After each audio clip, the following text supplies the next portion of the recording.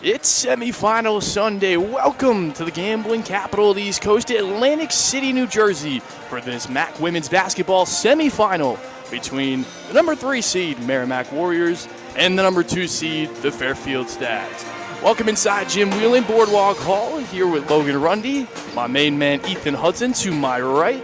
What an interesting battle we have today. Mount St. Mary's battle with Merrimack yesterday, couldn't get it done, so Merrimack finds himself in a good position behind 22 points from Madison Roman. Fairfield had the day off yesterday. They traveled here just to play their crosstown rival in Sacred Heart, pretty much winning in dominant fashion. Big days from Megan Anderson, Cyan Coe, but the biggest day came from the MAAC Player of the Year, Katie Lamro. We've been talking all night, the last probably 24 hours, since we found that this is going to be a competitive matchup between the two sides. And we were talking, as Fairfield students, we've watched them play all year. However, this Merrimack Warriors team's scary. Logan, you're right. First of all, always great to be here with you on this semifinal Sunday. As you said, yeah, this Merrimack team is scary. This is probably Fairfield's biggest test this MAAC tournament. As you know, Fairfield, the number 1 offense in the MAAC, 76 a game. Merrimack, the number 2 offense, about 68 a game. And like you said, Madison Roman, a total force to be reckoned with in the paint. It's going to be a tough game. Cyan Coe definitely has her work cut out for her. Let's take a look at today's starting lineups. First for the Merrimack Warriors. For the Warriors, number 10, Paloma Garcia, the Puerto Rican native. She's going to hold down the fort. Not necessarily the best shooter in the world, but oh my, does she have some blazing speed. Yes, she does, and she's also a really pesky defender, Logan. Led the MAAC in steals this year. We're going to have to be really careful about her. Then the Canadian native, Lydia Milashenko, 3-point specialist. She's going to pull it from anywhere on the floor. Yes, she will. Yes, she will. She also led the MAAC in 3-point makes this year. She's a sharpshooter. Then you have Selah Reddick, the senior from Jacksonville, Florida. Brings that southern flair up here. Does a little bit of everything. Yeah, she does. Again, this is just a really talented Merrimack team. As we were talking about pregame, they lost one of their star players earlier in the season, Mia Fiore. Only played 10 games, but they have really recovered well. Speaking of recovering well, Madison Roman has picked up the majority of the slack. The junior from guess where? Fairfield, Connecticut, the Ludlow graduate. Yeah, so Madison Roman playing against her hometown team right here. Maybe that adds a little bit of fire to her, a little chip on her shoulder. And finally, last but certainly not least, Orlai Kiefer, the Wayland Mass native, 3-level scorer, and excellent shot blocker. Yes, she is. And again, another great rebounder. Both her and Roman are in the top 10 in the MAAC for rebounds per game. So this is a team that has a really big paint presence. Fifth are going to have to come out early and strong. Let's take a look at the designated home team, the Fairfield Stags. Player of the Year, Defensive Player of the Year, Katie Lamro, who's had an absolute standout year. Yeah, Katie Lamro, she can do everything, as we said. I said yesterday, a 5-tool player in basketball. Like you said, she can shoot, she can pass, she can defend. She's definitely been Fairfield's saving grace this season. Absolutely, and then the 3-and-D specialist, Sydney Scott, was really successful in that final last year, trying to find her rhythm this year. Yeah, you're right. She hasn't had a great offensive start to this tournament, but as we know, she can turn it on whenever she wants. We saw that 6 for 6 from 3 game last year at the MAAC tournament. She's dangerous, and she's a veteran. She knows how to play in this tournament. And Jill Herder, a much improved version of Jill Herder from the first time they played back in December. Yeah, Jill Herder, so much more confidence in her game this year. Really been amazing to see the steps she's taken and become a focal part of this Fairfield offense. Then on another first-team All-MAAC selection, Megan Anderson, the Roadrunner, who essentially is just there to do it all. She is, and I know she's a friend of both yours and mine. She can play straight down. All right, her and Katie Lamro, in my view, are the best 1-2 punch in this MAAC. Ooh. So whenever you have Katie Lamro and Megan Anderson on your side, you got to feel pretty good. Then the Bolton, Ontario native and Madison Roman's predecessor, Cyan Coe. Yes, Cyan Coe. It's going to be a brutal matchup down there in the paint. I'm expecting to be very physical, bodies flying. Cyan Coe going to have to do what she always does, protect that paint. Both teams are very efficient, top 5 in the MAAC in many categories. Both teams are top 2 offenses. Additionally, they're top 8 defenses as well. What a battle this is going to be between two teams that only saw each other once back in Fairfield. That was the 10th game of the year. We're at game number 32. Yeah, Logan, again, that's so important you mentioned that. The 10th game of the year. Things are night and day from the 10th game of the year. When was that? Back in December, I believe they played?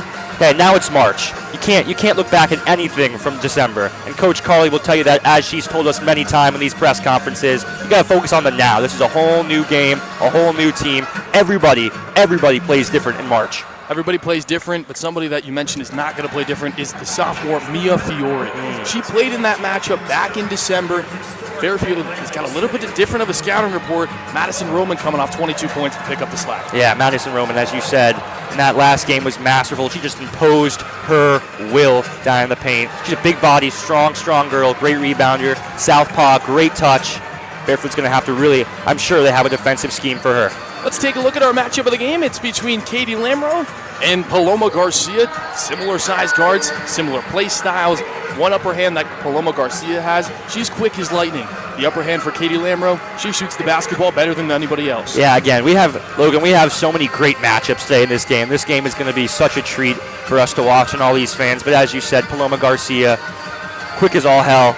She is also, as we said, a great defender. She's going to present some challenges for Katie Lamro, but it's nothing Lamro, I'm sure, can't handle. Absolutely. Let's take a look at some of the X-Factor players by chance. Let's take a look at Molly Mannion. Molly Mannion is the graduate student from Westchester, PA. Going to give him a lot of good defensive minutes and active on the defensive end as well. Yeah, she is. Like you said, she's a senior here on this team, 5'11", presents good size, pretty decent rebounder, can give you 6 points. Definitely a key part of this team. And for Fairfield, Lauren Beach, an improved cutter, scorer, and overall basketball player.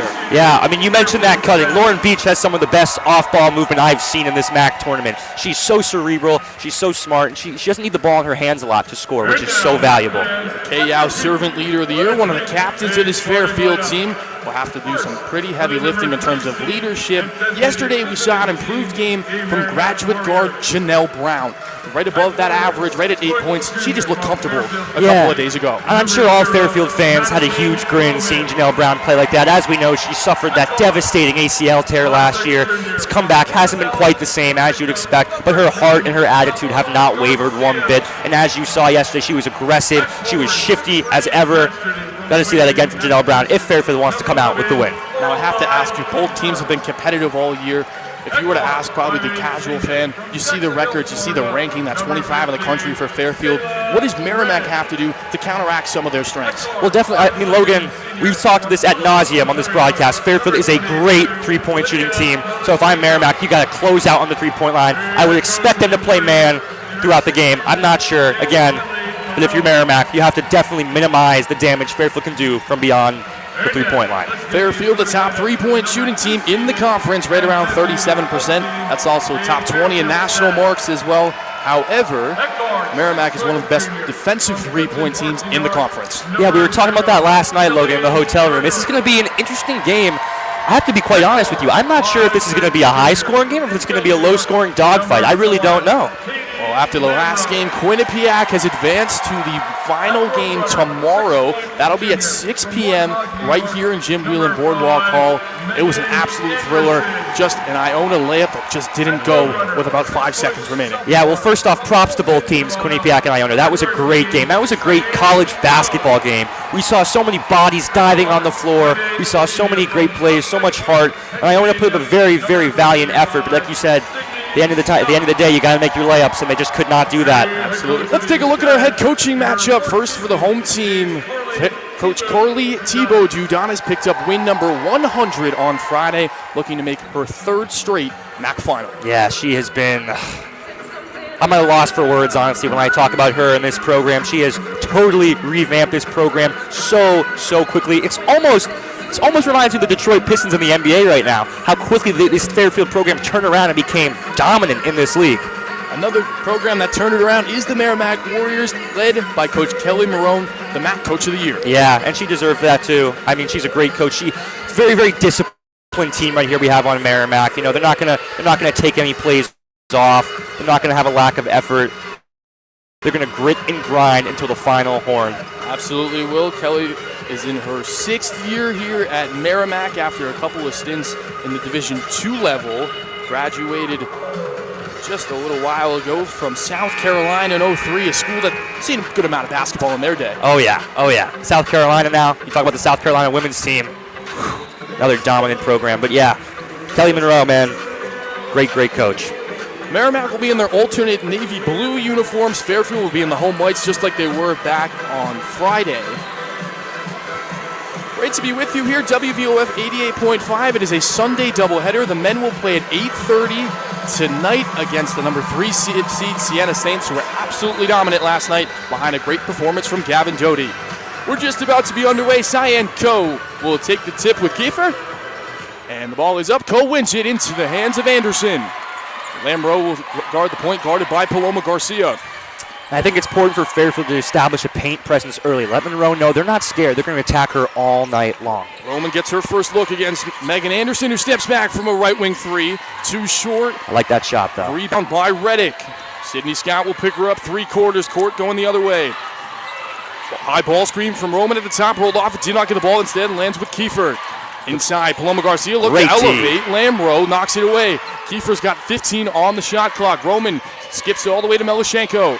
Falls to the floor. Herder steal 3-on-3 the other way. Garcia trails the play. And a traveling violation goes on Herder. Yeah, Jill Herder got a little caught up there, looking on the fast break. I like that defensive possession from Fairfield, though. Already we're seeing active hands. Katie Lamro is one of the best at always having her hands up. She never has her hands in her pockets, always getting on those tip balls. Defensive Player of the Year here in the MAAC Conference this year. She'll pick up Paloma Garcia right across the timeline, who loses it, regains her dribble. Good hands from Lamro. 15 on the shot clock. Screen by Roman at the top, over to Kiefer on the right wing. Looking for Roman inside, instead goes back to Paloma Garcia. Goes inside to Roman, finds her on the smaller Lamro. Left-hand layup is blocked by Co. Wow. Lamro, baseball pass the other way. Anderson looking to lay it up underneath, right hand, and she's got it. How about that outlet pass by Katie Lamro right there? Such an improved passer from her freshman year. 2 quick turnovers for the Merrimack Warriors. Kiefer at the top, guarded by Anderson. Dribble handoff with Garcia at the top, who looks to drive. Cole puts her hand in the cookie jar. She goes the other way, 2-on-1. Roman the only one back. Anderson takes it herself, bounces it, and it's going to be a foul on the floor on Roman. And already, man, we're seeing this Fairfield team causing turnovers. Merrimack averages about 18 turnovers a game. Fairfield only around 12. It could be the story of this game, too. Herder will inbound on the Metro R on the baseline underneath the Merrimack basket. Line formation goes to Anderson at the top, launches her second three-pointer. Same result as the first one, misses. Cyan Co gets the Lamro right wing three-pointer. That misses too. Stacks cold from 3 to start it, 0 from 3. Reddick pushes the other way, looking for options. Guarded by Sydney Scott, the Marshall transfer. Roman fakes the screen, gets in Garcia's way temporarily, finds it at the top of the key, guarded by Co. Roman dribble handoff with Reddick, drives on Scott, spins. Great spin. 6-foot shot, too strong. Kiefer hits it out to Garcia, 12-foot jumper, no good. Battle down low. Melashenko comes out with it, throws it off Anderson intelligently, and keeps the possession for Merrimack. Wow. Already the energy in this game is palpable. High energy, high intensity. Garcia will be the inbounder on the square. Looking for Melashenko, couldn't find her. Instead finds it to Kiefer, who taps it to Garcia. And a foul's going the other way. And Kiefer will pick up her first personal. If you're Fairfield, you'll take that. Kiefer getting foul trouble early, that'd be great. Both teams off to a slow start. Merrimack obviously at the 0%. Fairfield just 25.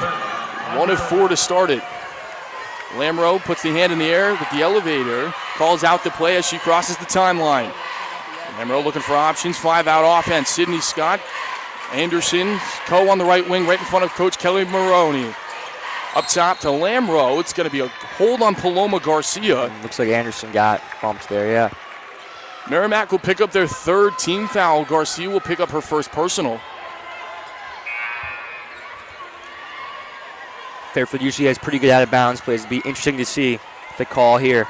Diamond formation for the Stags, 5-on-5 defense for the Warriors. Good screen by Anderson, gets it to Co. Herder looking for the three-pointer. Co takes it, dribbles, backing down. Kiefer on the right wing. Good help by Madison Roman. Goes up top, overhead pass from Jill Herder to the left wing with Sydney Scott. Herder sets a screen for Lamro. Good defense by the Warriors. Herder trying to find Scott. Instead drives it herself, elevates from 6 feet, too strong.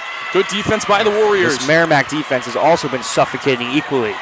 Garcia trying to push. She drives. Left-hand layup is too easy. She finds a hole and scores 2-2. You said it way too easy. No way she can go untouched to the cup. That's unacceptable. Great screen at the top from Roman. Lamro pushes the other way. Lauren Beach is going to check in at the next stoppage. Sydney Scott up top to Cyan Co. Over to Anderson, who thought about the three-pointer. Suffocating from defense from Reddick, and she pokes it away. Garcia doesn't have numbers the other way. She does have Reddick to her left and gives it to her. Trying to drive on Anderson. Thought better of it. Kicks it out inside to Roman, who was posting up. Another stolen steal by Lamro.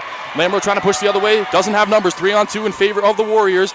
Could have been a foul. Sydney Good Scott kick. elevates from the left wing and knocks it down, cash it in. Sydney Scott on the Sunday afternoon. Yeah, and Sydney Scott could be such a huge part of this game when she gets her three-pointers going. As we know, she's tough to stop. Garcia looking for Roman. They're looking for a little bit of rhythm, the Warriors are. Can't find it so far. Roman trying to drive on kicks it to Reddick. Reddick at the free throw line. Found the cutter in Garcia. Great look. Beautiful back cut and finishes. 2 easy buckets for Garcia early. And as good as Fairfield's defense is, we've seen some lapses of communication on these back-to-back possessions here. Lamro finds Sydney Scott. Ko curls off it. Lamro elevates. Bounce pass into Ko on the right elbow. Stolen by Melashenko. Melashenko trying to give the Warriors the lead. Right-hand layup is good. Warriors take the lead 6-5. Lamro trying to slow down the bleeding a little bit. Janelle Brown will check in with Beach at the next stoppage. And I like that. Get another ball handler and try to minimize these turnovers for Fairfield early. Herder launches from 2 feet back. Not a great shot. Rebounded by Kiefer. Last touch by Anderson. It's going the other way. So Logan, already, as we've seen, Merrimack's coming out, playing with house money, as our friend Andrew Jameson said earlier. House money here in the gambling city. Gambling capital on the East Coast. If it wasn't for Vegas, it'd be the gambling capital of the U.S. Paloma Garcia will be on the inbound. Janelle Brown, as she normally does, will pick up Garcia 3/4 of the way down the floor. Good screen by Kiefer. Garcia's got another free lane. Looks, elevates, pulls it out. Anderson's the guarder. Wide open is Reddick. That's now back-to-back possessions on Fairfield, but there's been some lapse of communication. There's been an easy layup for Merrimack. Gotta fix that. Mini 6-0 run for the Warriors. Janelle Brown thought about elevating. Garcia, good defense. Flare screen on the back. Anderson finds her spot. Kicks Good out. look. Brown, one more to Sydney Scott. Looking for Beach inside. Finds her. Working on Melashenko inside. Kickball violation not called. Roman had a foot on it. Swung all the way to Lamro. 10 on the timer. Crosses up. Garcia and misses the shot. And that was almost Anderson's a highlight going to have an moment. opportunity from the left wing. She misses. Rebound by Kiefer. And we've seen Fairfield get off to slow starts when that three-pointer is not falling. Melashenko rises. No good. Anderson pushes the other way with numbers. 5-on-4, kicks it all the way. Scott elevates, then finds Lamro, then Anderson, top of the key, three-pointer. Misses that one as well. Stags ice cold, 1 of 8 from 3 so far. Yeah, very, very ice cold is correct. Intensity at its absolute highest here on semifinal Sunday. Roman at the top, working on Beach. Melashenko going to help, then finally sees her as Roman. Roman sets the ball screen and rolls off it. Melashenko thought about it, finds Roman on a great curl inside into the paint. Double teamed up top. Reddick thought about firing, does not. Instead, gets it to Roman off the pick and roll, elevates and finishes. Roman gets an easy basket. Once again, too easy in the paint. You gotta be a little more physical than that against Roman. Lamro kicks to Anderson, looking for a quick transition. Kiefer blew right by her, all the way across. Sydney Scott, one more. Janelle Brown at the top of the key. She misses it. Roman another rebound. Merrimack doubles up the Stags with 4 minutes remaining in the first quarter. Yeah, and right now Merrimack's playing harder than Fairfield, plain and simple. Warriors won a big upset against the number 25 team in the country as Reddick controls things. Roman at the top of the key, guarded by Beach well. Roman kicks. Paloma Garcia, rare three. She misses it. Only a 16% three-point shooter. Yeah, if you're the Stags, you're going to live with that shot. Brown 3-on-2 the other way. Sydney Scott, transition 3 from the left wing. She knocks it in. String music for Sydney Scott. Sydney Scott, when she gets cooking, that food is hot. Paloma Garcia trying to water the ship. Roman working on Beach once more. Cut by Garcia's another good one. It misses the layup. Rebound Reddick inside Garcia. Kick it out. Melashenko up fake. Steps back on Sydney Scott. Then resets it with Roman. Roman trying to push inside. Kick. Kiefer, 3. Nothing but air. Reddick saves it, but it goes to Janelle Brown. 5-on-3 the other way in favor of the Stags. Brown has every option in the world. Finds Anderson. Great look. Right wing three-pointer. Too strong. Beach corrals the rebound. Anderson thought about it. Finds Sydney Scott and slows things down. Then kicks it all the way. What a look. Lamro up fake and go. An offensive foul as Lamro through the shoulder into Paloma Garcia. Yeah, Lambert looked like she was expecting the contact there a little too early. Never really supposed to do that. Want to play through it instead of trying to draw it. Media timeout here, and what a fun start to this one here at Jim Whelan Boardwalk Hall. Exactly what you expected from two teams that love to battle it out. Yeah, Logan, this has already been a very, very fast-paced, high-intensity ball game. Fairfield's come out the gate a little bit slow. I think if you're Merrimack, this is really the start you wanted. You've minimized the three-pointers right now. You're getting buckets in the paint. 42% for the Warriors after they started 1 out of their first 5. They're up to 5 of 12. Yeah, and Fairfield just shooting 23% from the field right now. We know they can get off to slow starts, but the important thing is Meg Anderson, Katie Lamro, got to keep shooting. They've gotten some good looks. They're going to fall eventually. They are going to fall eventually. Too good of players to have too many misses on the day. Fairfield's familiar with this. They've been down many, many times. They just find ways to come back. This is going to be a game where you're going to be down probably a good amount, whether it's back and forth, whether you're down 5 to 10, whether it's 2, but you're also going to be up some as well. It's going to be back and forth all day. Yeah, I think you're absolutely right about that, Logan. And if people were hoping to see a Fairfield blowout, I'm not sure it's the day for that today. Again, we saw Merrimack play. They were a hungry team when we saw them play a couple days ago, and they're even hungrier now. As I said, they're the 3 seed playing the 2 seed. The storied Fairfield looking to three-peat. Merrimack has nothing to lose right now, and they're playing like it. Merrimack's defense was excellent yesterday. They held Mount St. Mary's to just 28% from the floor. Excellent defense on the perimeter as well. 13% they held the Mountaineers. They're an excellent defensive team. If they have the offense going, it's real scary for pretty much any team in this conference. Yeah, it is. It is. This team is a sleeper. They can do some damage, and they've done damage in the tournament thus far. And if you're Fairfield, I would imagine Coach Carly in the huddle right now is emphasizing defensive communication. As we saw, Logan, there were some cuts made by Merrimack that were just not clocked in by Fairfield. We saw they got to the bucket untouched. That can't happen again. Paloma Garcia got there 3 times, converted on 2 of them. Again, if Paloma Garcia's got it going, she's not the one that's scoring the basketball a lot for the Warriors. If she's able to score in addition to everything that she does, dangerous. Fairfield better watch out. Dangerous. It is dangerous, however, just a 2-point lead for the Warriors here. Team from North Andover, good drive. It's about 4.5 hours from the Merrimack campus. They traveled up here on Thursday to play yesterday. 3 through 6 teams played yesterday. That might be advantage to Fairfield. They had the day off as being the 2 seed. They played on Friday. Pretty good crowd here for this Sunday matinee. Merrimack always travels well. Mix in a little bit of the Red Sea in there as well. Usually they've been good crowds the last few games. It has been. Last game was excellent. It's been amazing, these crowds, man. The Boardwalk Hall has been packed and loud, and that's the way it should be. That's what makes MAAC basketball its best. A little bit different of a look for the Warriors. Molly Mannion, who we mentioned in the pregame, she's checked in with Melashenko.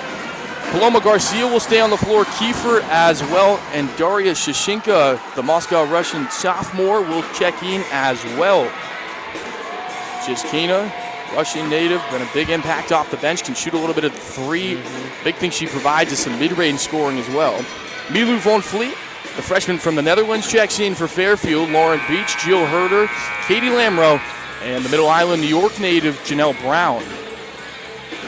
It'll be underneath the basket. It will be inbounded by Melashenko.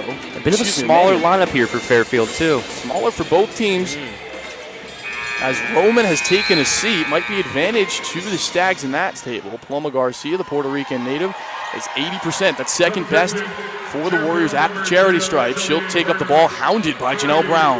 Left wing, Garcia will start things over. That's inside to Shishkina. Garcia dribble handoff, flare screen, Melashenko.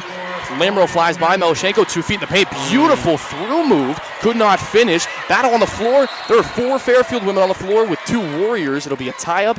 Possession will stay here with Merrimack. Yeah, you mentioned that was a great move. If you're Katie Lamro, you got to do a better job of staying on your feet right now, not falling for pump fakes. Be an interesting period here. Inbounder will be Garcia. She's been the main inbounder all tournament and all year. Paloma Garcia has traveled. It's going the other way for Fairfield. And there you go. That's the defensive possession they wanted out of that timeout. 3rd turnover for the Warriors here in the first quarter, on pace for 12 as Beach checks out. That's just a quick rotation. Cyan Ko will check in. Lamro will carry the basketball over. It's going to be a diamond 5 outset for Fairfield. Straight man-to-man defense. Stolen on the baseline. That's Shishkina. Garcia's pushing the other way. And Fairfield's playing a little sloppy right now. Going to have to tighten some things up here. Melashenko inside to Garcia. Ko and Kiefer tangled up. And that Fairfield helps. Possession. Good defensive possession for Fairfield.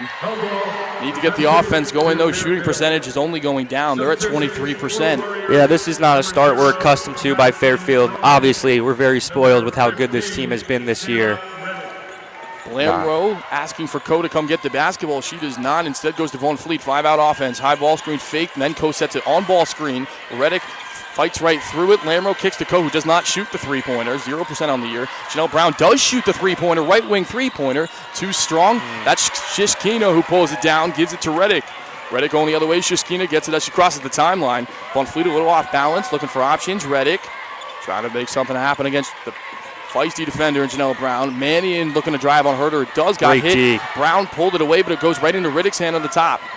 90 seconds remaining here. 11 on the shot clock. Roman has checked back into the last stoppage. Outside, Melashenko three-pointer. Too strong. Shishkina the rebound.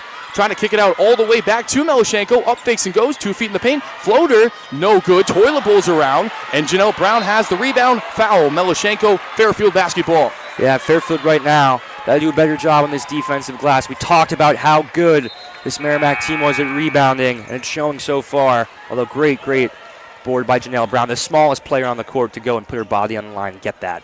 Brown will check out after that. Sydney Scott will check in along with Lamro will stay on the floor. Meg Anderson, after a quick rest, is back on the floor.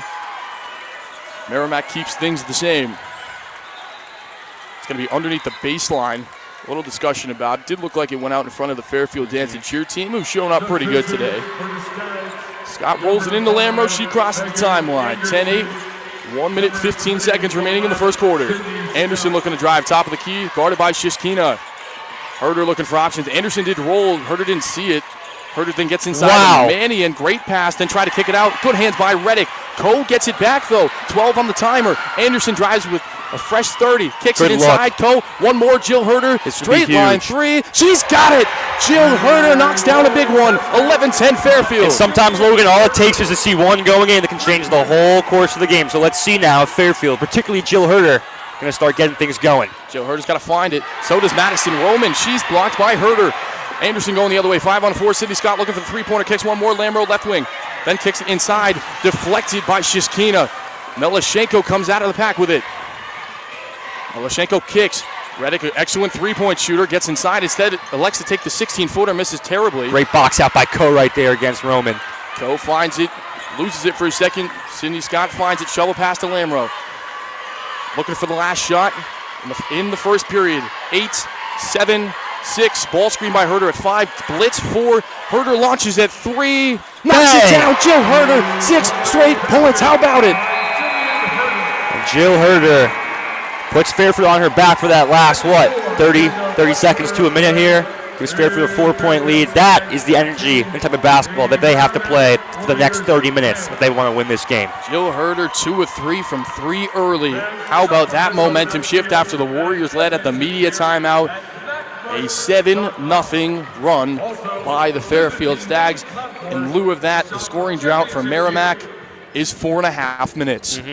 And that's we've seen with Merrimack sometimes that can happen too. They go in these long, brutal droughts without any buckets. And against Fairfield, that's really, you're playing with fire if you're going to do that. Playing with fire indeed. It's you don't want to do it with. Once again, 25 in the AP top 25 poll, just inside those rankings. More than likely, there will not be an outright bid in this conference, just due to the fact with the Power 5 schools and some of the 4 schools as well. Just an interesting dynamic. That's why everybody's fighting for their lives. It's not like the Big East where you're going to get maybe 5 or 6 bids. There's one for both sides here. Yes, it is. And Logan, I almost think that makes these games so much better too, because everyone, like you said, is fighting for their seasons. Seniors are fighting for their careers in this tournament. It really is a great representation of basketball. Good representation in basketball. MAAC, a conference that have grown the last few years. Very competitive this year, probably the most competitive year. Probably 4 years. Fairfield and Quinnipiac have dominated the last 3 years. Fairfield winning 2 of those titles. Fairfield trying to make their 3rd straight trip to the national tournament. Merrimack has not been to the national tournament. It'll be their first trip after they've been over to the NEC. They've been in the NEC but not in the MAAC conference. They've only been in for 2 years. Last year they had a good run. Made an opening round win. Then lost in the semifinals to that powerhouse in Quinnipiac last year. Quinnipiac, once again, under the leadership of Tricia Fabry. They are in the final tomorrow. That'll be at 6 p.m. The winner of this game will meet them there. If Merrimack wins, they will be the designated visiting team. If Fairfield wins, it will be the same situation. Quinnipiac, #1 overall seed based on tiebreakers. Interesting dynamic that's been talked about. Quinnipiac is the #1 seed. Fairfield is #2 seed. Fairfield is ranked Quinnipiac is not. The only thing I can think of is just the opponents at the end of the day. Yeah, I would guess that has to be it. Again, I spoke to some of the players about that 25 ranking. They said it's a great honor, but we don't really care. So in fact, Siam coach said I looked at it, then said great, and moved on. Because guess what? It doesn't matter. Just because you're ranked 25th does not mean teams are going to bow down for you in this tournament. Fairfield, as we said a couple days ago on the broadcast, are the team with a target on their backs as they're trying to three-peat. Cannot expect anyone to let up for them. All the pressures on the Fairfield University Stags, that is. Fairfield, a growing university, but Merrimack, holy, they've grown a ton in the last couple of years here. On the men's side of things, they're getting more national attention than anybody, behind an excellent job by Joe Gallo. He's been excellent this year. His team's still in the tournament as the #1 seed. They're going to play at 6 p.m. tonight. They'll see Marist after they knocked off Quinnipiac yesterday. How about that game, huh? Oh, what a game. What a barn Tough burner as that was. nails that Marist team is. We've been blessed with a lot of good games. We have. Not really a lot of blowouts. We walked in here on that Iona blowout against Sacred Heart on Thursday night. But other than that, pretty good basketball so far. Logan, I have thoroughly enjoyed myself this weekend. Hey, man. It's been an absolute pleasure.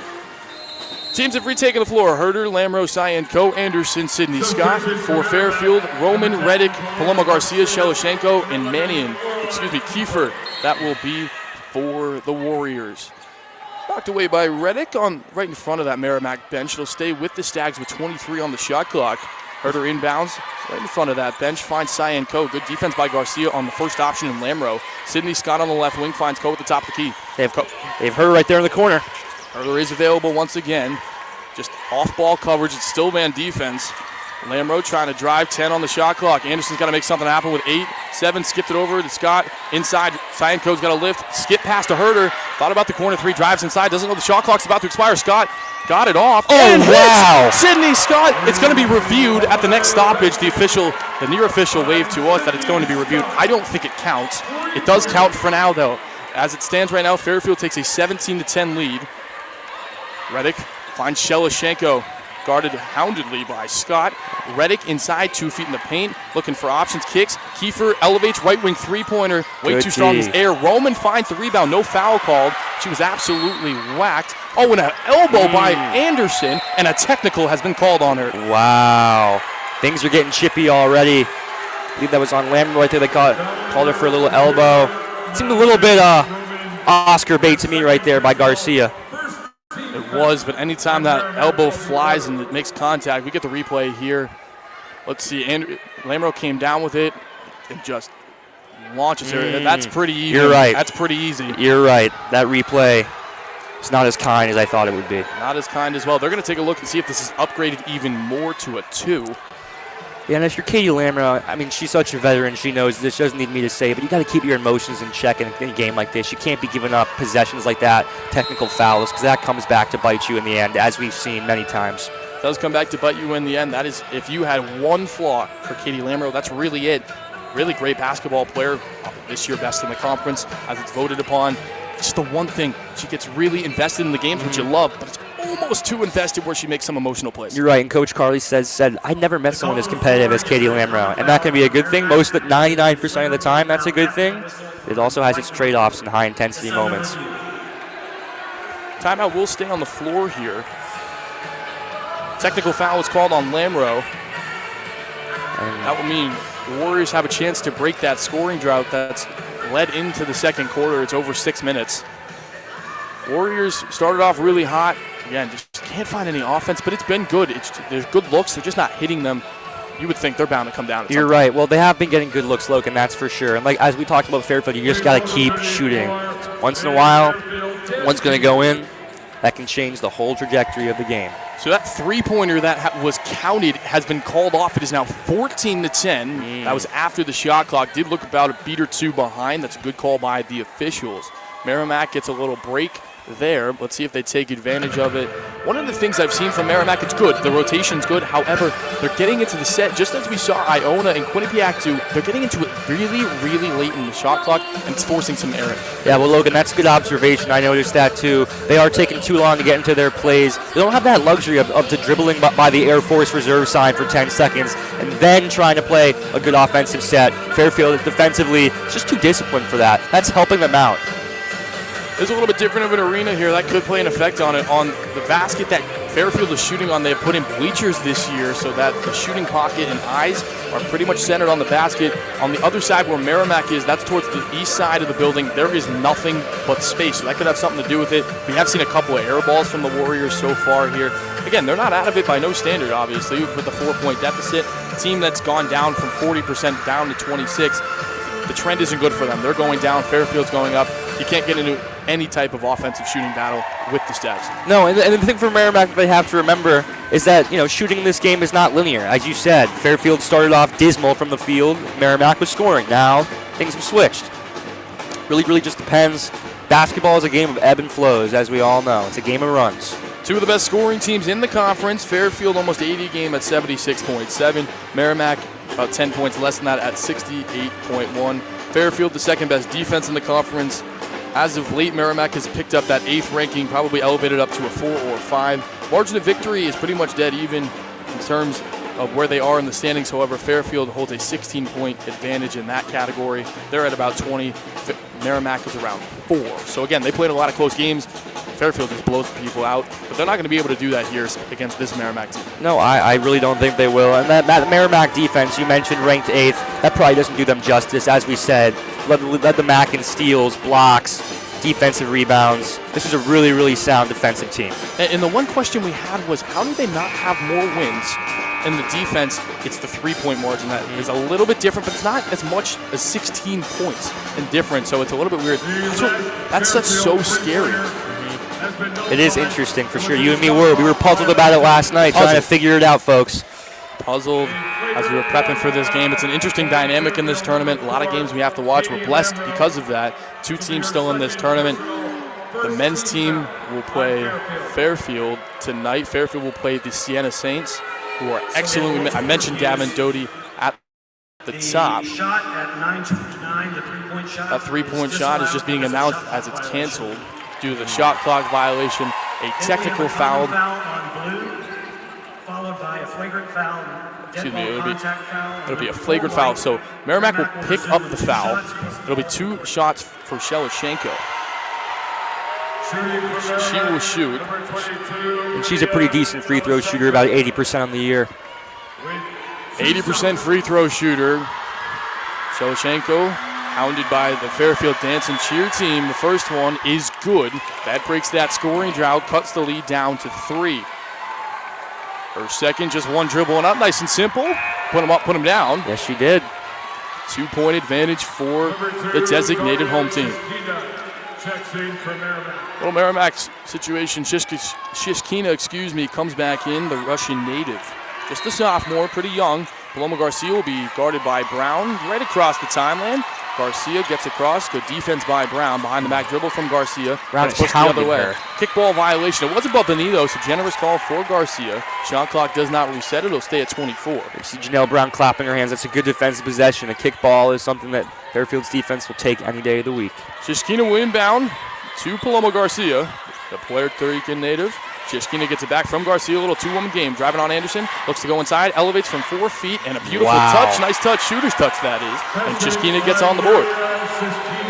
Janelle Brown working on Reddick. That'll be a great defensive battle to watch today. Jill Herder, an excellent skip pass. One more Anderson. Good defense by the Warriors. 5-out offense. Janelle Brown fakes the screen, then kick to Sydney Scott. Bounce inside to a great post player in Anderson. Back to the basket, working on Shishkina. And a foul is called, pretty light foul if you ask me, on Shishkina. I agree. That was kind of an interesting foul to be called since of all the contact we've seen this game. Just the second team foul for Merrimack, been pretty clean so far. Shishkina will pick up her first personal. Jill Herder will be the inbounder. Excellent passer. I'd like to see Fairfield get Cyan Coe involved here in the paint. Great family genes, as we mentioned. Her dad played in college. Her brother Kevin Herder plays in the NBA with the red-hot Detroit Pistons after being traded from Chicago about a month ago. Herder will be the inbounder. Cyan Coe will get it. Working on Shishkina. Hand off to Herder, who elevates right away and knocks it down. Not 1, not 2, not 3. How about 3 3-pointers from Jill Herder? Jill Herder has been the hot hand of this Fairfield Stags team this game. They got to keep feeding her better looks, making some off-ball screens. Reddick trying to answer from the left wing, and does. 3 for 3. 1-2 punch. How about it between these two juggernauts? Herder thought about it, gets Shishkina bowling by. Anderson trying to go 3 in a row. And total air blows the air out of the arena. This place would have gone nuts. Yeah, and Meg Anderson had a really good, efficient game her last time out. 7-11 from the field. Much slower start this game. I don't know if it's nerves or just adrenaline. Anderson just 1 of 7 so far. Got a layup early. Paloma Garcia, the main ball handler for Coach Kelly Marone's team. She will take it across once again. Garcia bounce pass up to Kiefer at the top. Ball screen down low, looking for the DHO. Couldn't find it this time. Reddick, it is deflected though by Cyanco. Bounce pass by Garcia. There's only 14 on the timer. Kiefer runs it down after a sprint. Great Sydney defense. Scott hits the floor. Jump ball violation. Hounding defense by the Pennsylvania native. Yeah, and Sydney Scott, that's how she's gotten her minutes on this Fairfield squad, right? A great 3-and-D player. Despite her efforts, Merrimack will keep the basketball. Shot clock at 9, game clock, 7 minutes and 32 remaining here in the first half. Reddick looking inbound, finds Kiefer. Kiefer overhead pass to Paloma Garcia. 16-foot jumper, rare shot from her. Not sure that's what they were looking for. Sydney Scott the rebound. Janelle Brown trying to push. She's going to go mano-a-mano with Reddick. Drives, kicks it out. Herder trying to go 4. Jill Herder's going to shoot the lights out of this building. Wow, if Fairfield wins this game, this will go down as the Jill Herder game. Jill Herder already up to 12 points. 4 of 6, 4 of 5 behind the three-point line. Defense chance rattle through Jim Wheelan boardwalk call. Shishkina hands off with Reddick, who waves away Mannion. Inside, Kiefer. Merrimack has nothing going. Cyan Coe gets a steal. Herder trying to push the other way. It's going to be 5-on-5 on the half court. Inside, Coe, great vision. Coe couldn't get the catch cleanly. Trying to kick it out, Brown. Thought about Herder. She does find Herder. Hot hand. Anderson, one great more. Ball movement. Sydney Scott, left wing 3. In and out. That was great ball movement though by Fairfield. Everyone touched it. Janelle Brown keeping that intensity up. Good screen by Kiefer. That is not illegal. Kicks it. Kiefer trying to answer on the 3. Too short. Anderson the rebound. Kiefer now 0 for 3 from downtown. Has not looked pretty, those shots. Not really a three-point shooter. Anderson chest pass to Coe. 5-out offense. Good screen down low. Anderson looking for it. Meg Anderson. Great pass inside. Anderson juggling act. Stolen by Mannion, who gets the floor. Last touched by Merrimack, and a great effort by Megan Anderson to keep the possession. Yes, it is. Meg Anderson did not give up on that play. Substitution for Merrimack. For the first time, Holly Mannion will check back in. For the first time, Joy Williams will check in from Alliance, Ohio. First year, that's 5'5". Rare substitution. Joy Williams trying to provide a different spark for the Warriors. Herder on the curl. She could have launched and pushes off. It is a blocking foul. And I like that call. On Lydia Meloshenko. Great call. Tried to sell it. She'll pick up her second personal. Lamro and Beach will check in. Cyan Coe will check out along with Sydney Scott. Both gave productive minutes. 1 tick over 6 minutes on the game clock. 20 seconds on the shot clock. Stags trying to take the advantage of the locker room, trying to extend it, that is. 3 right now, 20-17 in favor of Fairfield. Janelle Brown waves for Lamro to come get the basketball. She did, but did not give it to her. Lauren Beach. Then it ends up in Lamro's hand. Lamro's been quiet so far, but has facilitated. Kicks out to Jill Herder, who's been red hot. Red hot. Jill Herder kicks. Janelle Brown has Herder, doesn't use it. Drives inside. Right hand layup is contested and finishes through the defense. Janelle Brown just knifing inside, looking like vintage Janelle Brown. Continuing her great play in this MAAC tournament. Williams to Paloma Garcia. Garcia trying to operate at the top, down 5 against one of the best teams in the United States. Kiefer working on Lauren Beach, looking for options, finds Joy Williams, looking to cut off. It does not. Great Stolen D.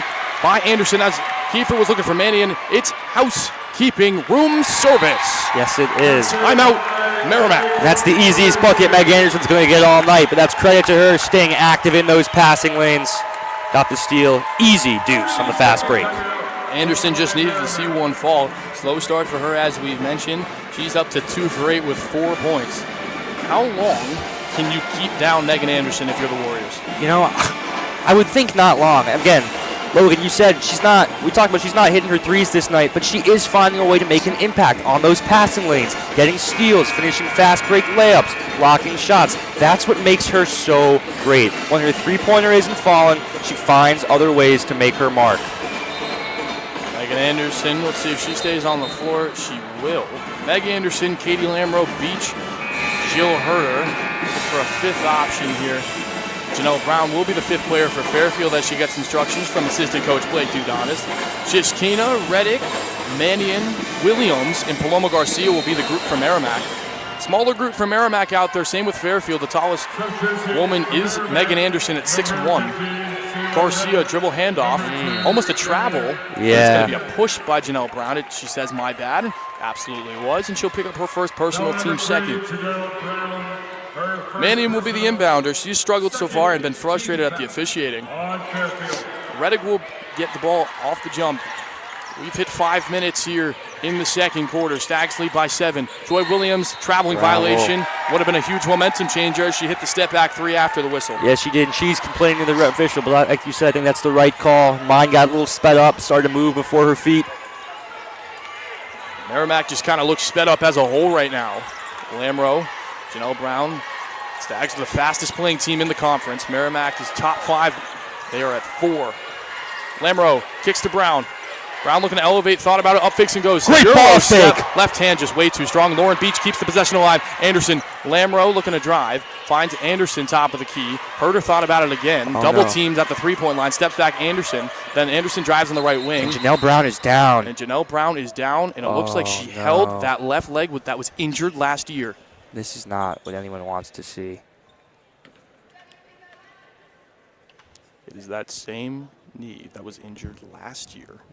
She did not get up after the drive. Yeah, she's just been such a warrior. You hope to see her somehow get back on her feet. We're going to take a timeout here as this gets resolved. We'll see you in about 2 minutes.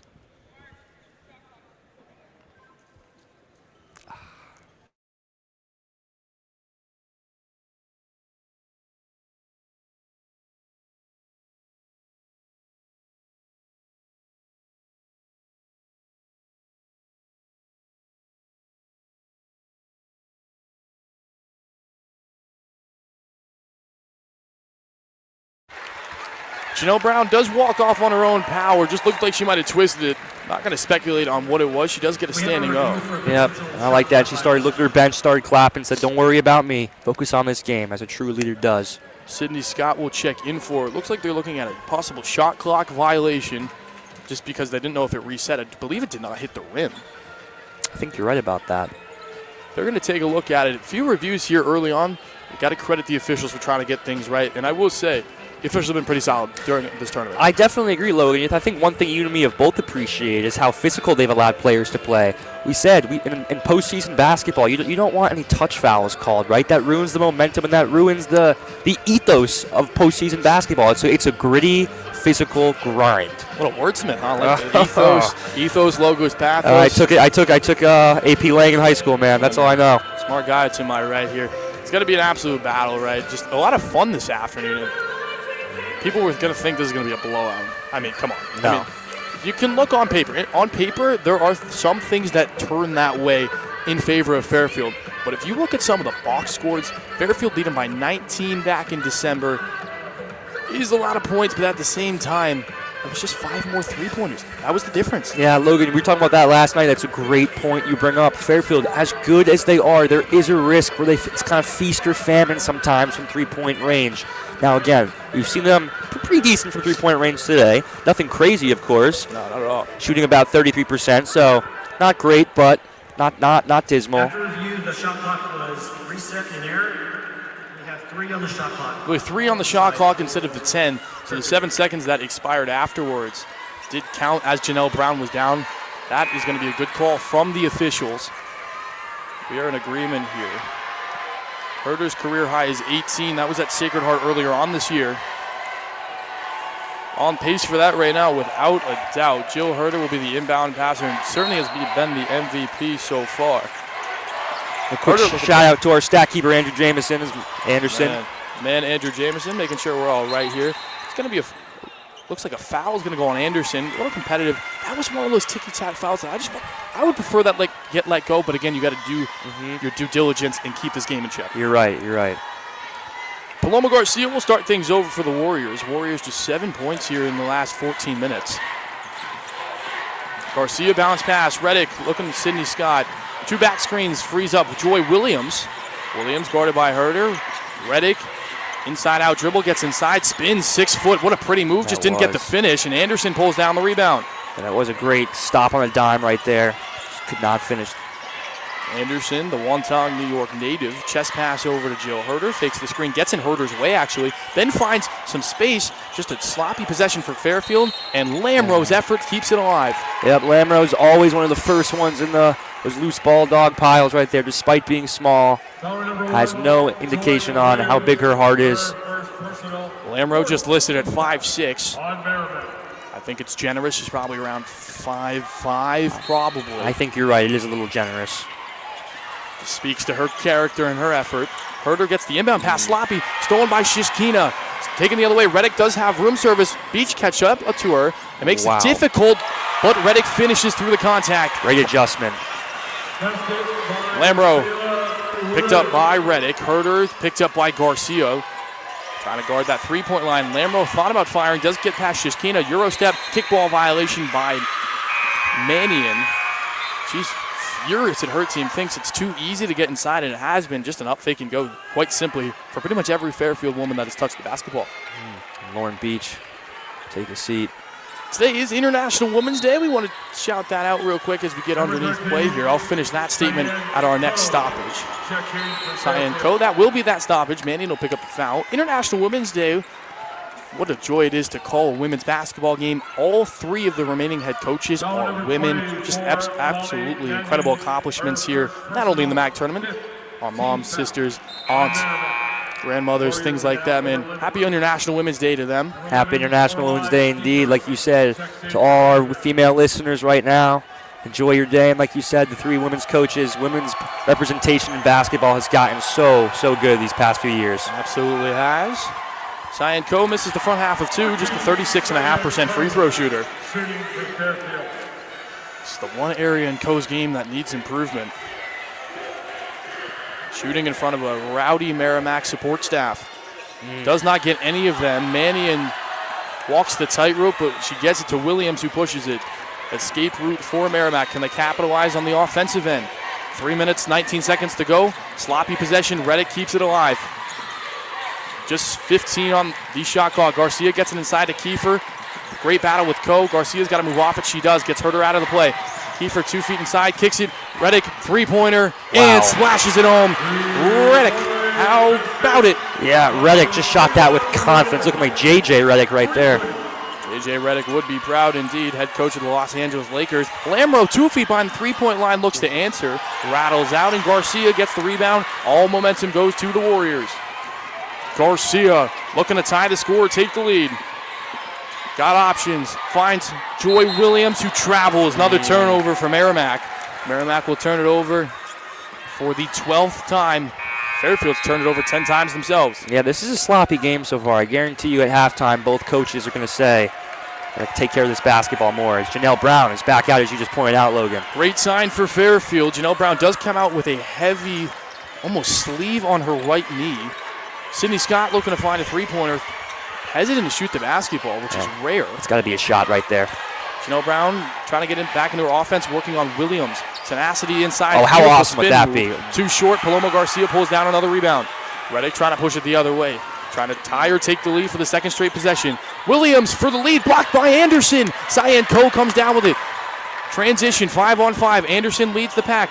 Tries to Euro step, good defense, kicks it out. Sydney Scott, Janelle Brown faked the pass, then gives it to Herder at the top. Cyan Co will slow things down with 18 to go on the shot clock. Herder gets a screen from Co, uses it, thought about the mid-range, working on Kiefer. Works on the spin move. Co, great look. Janelle Brown, corner 3, not good. Cyan Co uses one of her beautiful step-throughs and gets it inside to go. And that's what I wanted to see. I wanted to see Fairfield get Cyan Co involved in that possession, and they did just that. Great entry pass by Janelle Brown. Great finish by Co. Much improved footwork from first year to sophomore. Kiefer working on Co. Looking for the DHO. Can't find it. Kiefer not an excellent three-point shooter. Kiefer looking for options. Then hands it off to Williams. Knocked away. She gets it back. Mannion then over to Paloma Garcia. Gets a nice, easy, fakes the pass, and goes and elevates with the right hand on the left side and finishes. 2-point game. Yeah, Baseball pass tipped away by Mannion, who looked for Anderson. Janelle Brown just got a little too excited. It was a good idea, perhaps a little too overzealous on that pass, but I like the idea. Ethan, I apologize for continuing to interrupt, but just things are moving so quick. Oh. Jill Herder with 1:16 to go, looking to get her offense going. She hasn't scored in about 5 minutes. Poe trying to go dribbling one-on-one with Kiefer. Instead picks up the basketball looking for options. Skip pass to Sydney Scott, who stepped back after a fake three-pointer. Anderson trying to use one of her patented moves to get inside. Knocked away by Paloma Garcia. Janelle Brown keeps it in. 12, 11 on the shot clock, 10. Anderson rolls off, and a kickball violation is going to reset it to 20. I like how Merrimack right now is doubling Anderson right now in the paint. They know that she can score in 3 levels, causing a severe disruption down low. Great scout by Kelly Marone's staff. Janelle Brown will pick it up. Just under a minute to go. 19 on the shot clock. Hurricane play as Brown wiggles the finger in a circular motion. Brown thought about elevating, drives on Mannion instead. Good defense, kicks out Anderson. Thought about the three-pointer, gets inside as Garcia drove by. Left-hand lamp is good. Great take. Meg Anderson. I like how she didn't settle for that shot. She turned up a good shot for a better shot right there. 12 seconds separate the game and the shot clock. 30 on the game clock, just about 18 on the shot clock. Reddick looking for options, used the key for a screen. Sydney Scott did get over it. Reddick thought about the shot, does not take it. Pulls it right back, works on this. On Cyan Cohen, knocked out of bounds off of Reddick's knee. Complaining about a possible foul call. That will give Fairfield an advantage. They will take a lead into the break no matter what. Just whether it will be 4, 5, 6, 7, we will find out. We will see it. They're going to hold it for the last shot, though. I bet I can guarantee Brown, that. what a moment. After going down with a very scary injury, comes back, recovers. Can she put in the dagger in the first half with the exclamation point? We will see.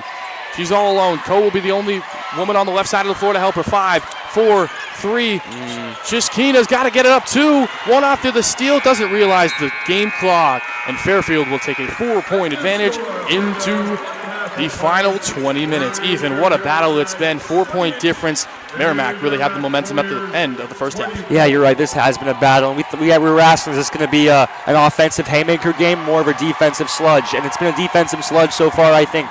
Again, only 24 to 28. Both of these teams average well over 65 points a game. So we're already on track for less than that. And guess what? These turnovers for both teams have added to why the score is so low. We saw Fairfield right now, 10 turnovers. They only average 12 a game. They're already at 10. Merrimack above 12 turnovers for the game already, averaging 17. So both teams going to have to tidy up their offenses. Both teams got to make it happen. Both defenses have been absolutely excellent. Both teams in the 30% for shooting. Merrimack at 36. Fairfield has the slight edge at 38, but no team is satisfied with those numbers whatsoever. No, not at all. Like you said, both teams are going to have to keep shooting too. I expect Fairfield, Meg Anderson, get that three-point shot going. Merrimack definitely going to have to, can't sleep on that. Absolutely. For a building that's been known for some of the biggest heavyweight fights that the country, the world has ever seen, we got another one just in a little bit of a different way. What do you expect out of the final 20 minutes? Let's start with Fairfield. What do I expect out of the final 20 minutes? Well, I expect we're going to see a lot more of what we've seen. Diving for loose balls, offensive rebounds. But for Fairfield, I think what they have to do right now, they have to slow down a little bit. We see on some possessions they get sped up. That last possession right there before the end of the half was not pretty. They didn't really seem organized. So I think Carly is going to emphasize, guys, let's stick to our stuff. Let's calm down. Let's play our brand of basketball. Their brand of basketball has won them 26 ball games this year. When they don't play their brand of basketball, that's led to 4 losses. For Merrimack, a team that's clearly an underdog, you're in striking distance. How do you get over that hump? Yeah, you're right. They are in striking distance. And again, I just say it again, but turnovers. Merrimack, this game could very well be tied. Or Merrimack could have the lead if they did not turn the ball over so much in the first half. They're going to have to tidy that up. They're going to have to still continue to try to limit the three-point makes for Fairfield. And I want to see them even more. They've been good in the paint, but I want to see them feed Madison Roman even more in the second half, get her going. Madison Roman's been relatively quiet so far. Was on the bench to end the first half, limited minutes as well. We will see if she gets going. Two teams with completely different playing styles meet right here in the semifinals. Don't go anywhere. We'll be back in 15 minutes for the rest of this heavyweight fight.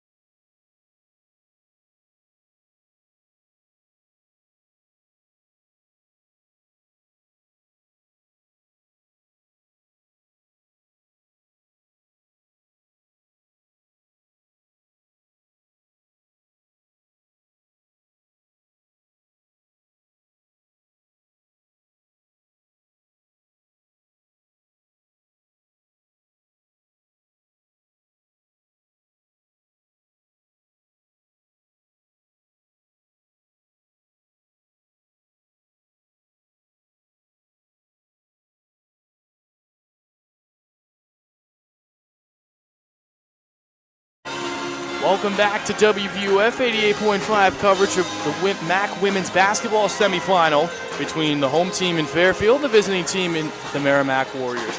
Warriors trail by 4 points coming out of the halftime break. Stags up 28-24. Going to be a really exciting 20 minutes for two teams that are offensive juggernauts. It's been a really defensive game. It has been an extremely defensive game, Logan. Very, very gritty. Lots of tip balls, lots of steals, lots of turnovers, as I mentioned before the break. But look, I want to highlight one player on Merrimack right now. One player who I guess we didn't talk enough about in the pregame, and that's Soleil Reddick right now. Right now, she's leading the Merrimack's team with 10 points, 5 rebounds. Really, really doing a good job staying ready, the senior guard. Reddick had a tough day yesterday. She was 3 of 11, only scored 6 points, all those coming with inside the arc. Somebody that, again, a step-up woman for the Merrimack Warriors on International Women's Day. Merrimack's going to need people that don't normally get involved in the rotation as much as maybe their stars to step up in a team like Fairfield. Yeah, it's so important for a team like Fairfield. And on the Fairfield side of things, too, I want to talk about Katie Lamrow.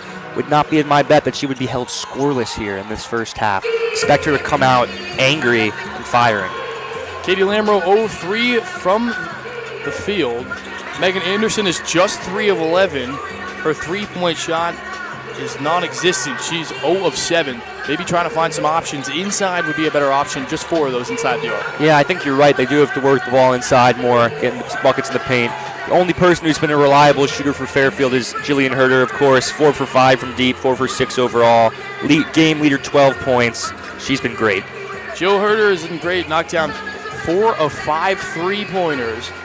3 of which came in the second quarter. Good second quarter run for Fairfield, and they took that one by a pretty solid margin. Both teams have combined for 25 total turnovers. Two teams, Fairfield averages just around 12, Merrimack right around 18. What's the key to cleaning it up for both sides? Well, I think, and I know I sound like a broken record, but I think it's just slowing yourself down. Both teams, I think you can agree, they seem sped up a little bit. They're not playing organized basketball. They seem a little out of sorts, and I understand it's a semifinal game. That's going to happen. You might not play your cleanest basketball in one of these games, but you do have to tidy it up because turnovers are killer in any sport. Turnovers have been the key to the game. Who's going to turn over the basketball less? So far, advantage goes to the Stags.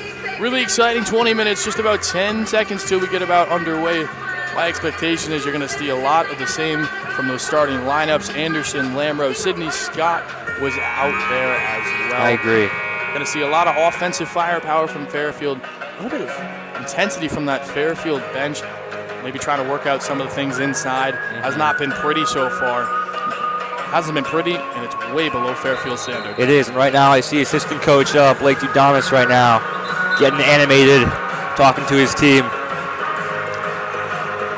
This half, Merrimack Warriors will go from east to west. Fairfield will go from west to east from our view, and if you're watching this on television, it will be on that view as well. Cyan Coe, Katie Lamrow, Megan Anderson, Jill Herder, Sydney Scott will be the same starting 5 for the first half and the second half. Kiefer Reddick, Paloma Garcia is in there along with Shelashenko and Madison Roman. Herder inbounds to Lamrow. Lamrow gets in the backcourt and dribbles across. Sydney Scott on the left wing looking for options. Finds Cyan Coe in the corner. Once again pushed out to the three-point line. Not a place she's very comfortable at. That's a good point. I'm kind of a little bit confused on that. Coe gets it once more at the top of the key, looking to drive on Kiefer. Takes it into the basket. Maybe that's why she's out there. I was going to say. People know more than us. Maybe we should just shut up for a little bit. Yeah, that was a great move. Great crossover by Coe. Left-hand finish. Good design by Fairfield, Shelashenko looking for Roman. Coe trying to make back-to-back plays. Room service. Lay it up. Serve it on a platter, and it goes in. There it goes. Cyan Coe, 4-0 run just by herself. Timeout. And Kelly Maroney is furious. Yep, and Fairfield came out of the break. That's exactly how Coach Carly and her staff wanted this crew to start this third quarter. Great energy as we saw defensive stops. We saw, as I said, Cyan Coe going into the paint, getting some buckets. That has been an area of weakness, at least in the regular season. Merrimack was ranked 8 out of 13 in total defense. Feels as if they've picked it up as of late, but again, sometimes those numbers speak a little louder in the playoffs. Yeah, they really do. Again, it's It's the cliche old saying, but defense wins championships, and I think Fairfield understands that. Merrimack too. It is going to come down to a battle of who can get the most stops. Both teams about 20 minutes away from making that opportunity. Warriors have never made a MAAC tournament, just as only in their second year. Fairfield has been there in the last 3 years. Again, Carly Thibault-Giannis only went 15-15 in that first year, but since then has been absolutely on fire. 100 wins, averaging just around 25 wins a season. She's not even done her fourth. No, she's an excellent coach, and she's going to have, as we talked about before off broadcast, plenty of offers to go to whatever school she wants. But the thing I like about her, she stayed loyal to the Stags. Stayed loyal to the Stags. She's already turned down one offer. That's Jill Herder's last school in Rutgers. Rutgers struggled in the Big Ten this year, looking for a little refreshment. It will not be head coach Carly Thibault-Giannis. She will not wear the scarlet red. She'll stay with that little brighter red here in Connecticut. Warriors have some work to do down 8. However, they've come back from that before. Pretty good crowd here on hand. It's filled in pretty nicely. Yes, it has. Head men's basketball coach of Fairfield, Chris Casey, was sitting right beneath us for the first half. He was in attendance to watch the Stags. The Stags came out on Friday night to watch, so it's been a lot of support staff. Zach Dayton's courtside, Fairfield University President Martin Nemec, adjacent to him as well. Kelly Bomber is down there. A lot of higher administration here at Fairfield made the trip to Atlantic City. Yeah, Fairfield staff always travels well to this. Take a lot of pride in their basketball. Atlantic City will be the host at least for 5 more years. They've signed a contract through 2031 to host the MAAC tournament after a potential switch after ESPN took over a couple of years ago. That contract would have ended this year. That negotiation was solved right before the tournament, about a month before that new contract was signed.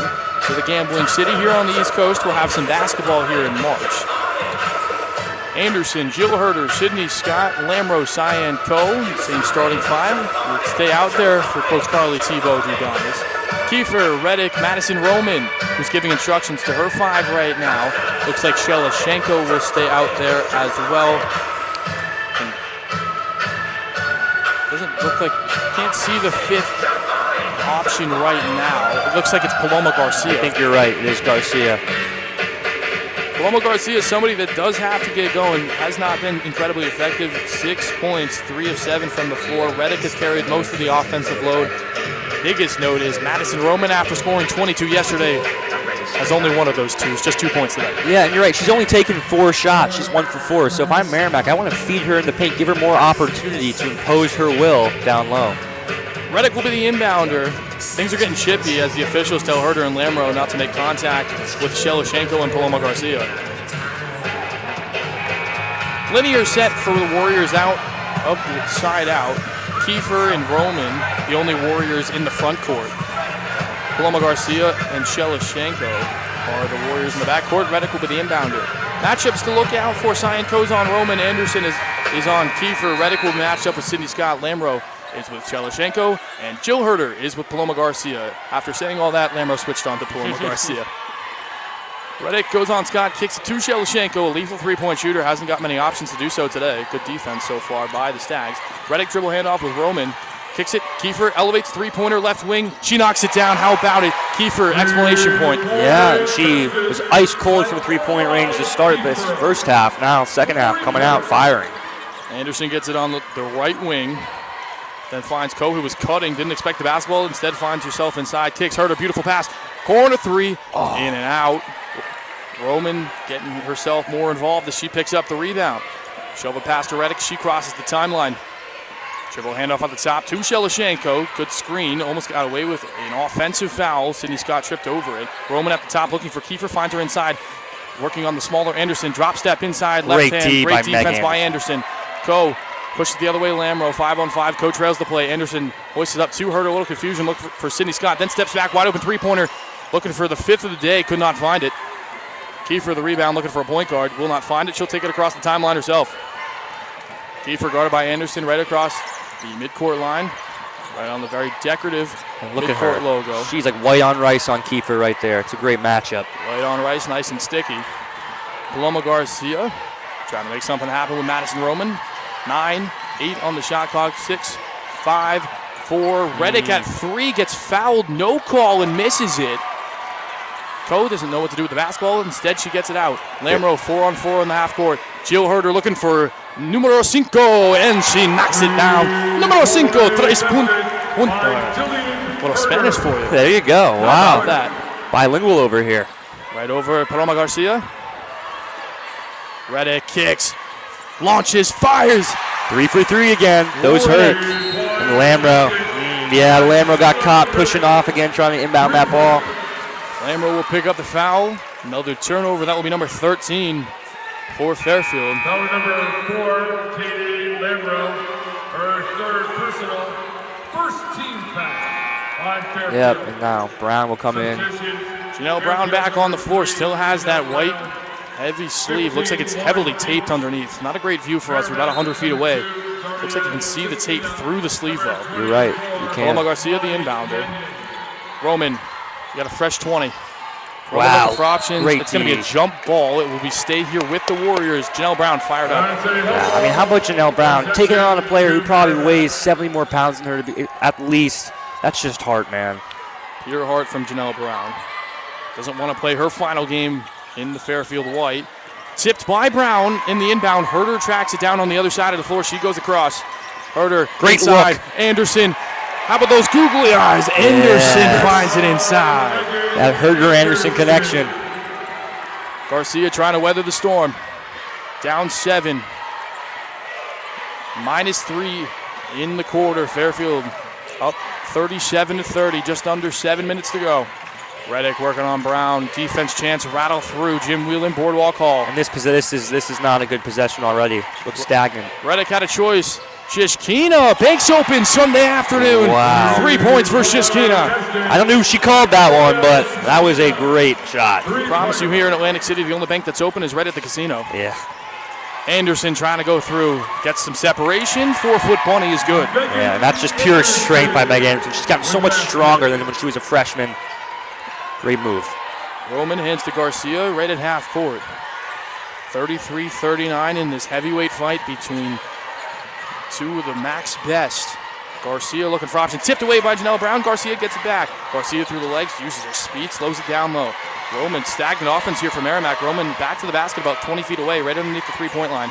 Roman, illegal screen, does not get called. Reddick, 6-footer, no good, too strong. And an offensive foul. Looks like a little bit of a makeup call underneath on Janelle Brown. A makeup call, because that was a big hit on Sydney Scott. Big hit on Scott. She's taken a couple of them, not gotten the benefit of the call either time. Yeah, it stuck out that knee. Roman will check out her 3rd personal. Could be something to look at down the stretch. That's a good point. Yeah, if Roman's in foul trouble, that makes it very hard for this Merrimack team.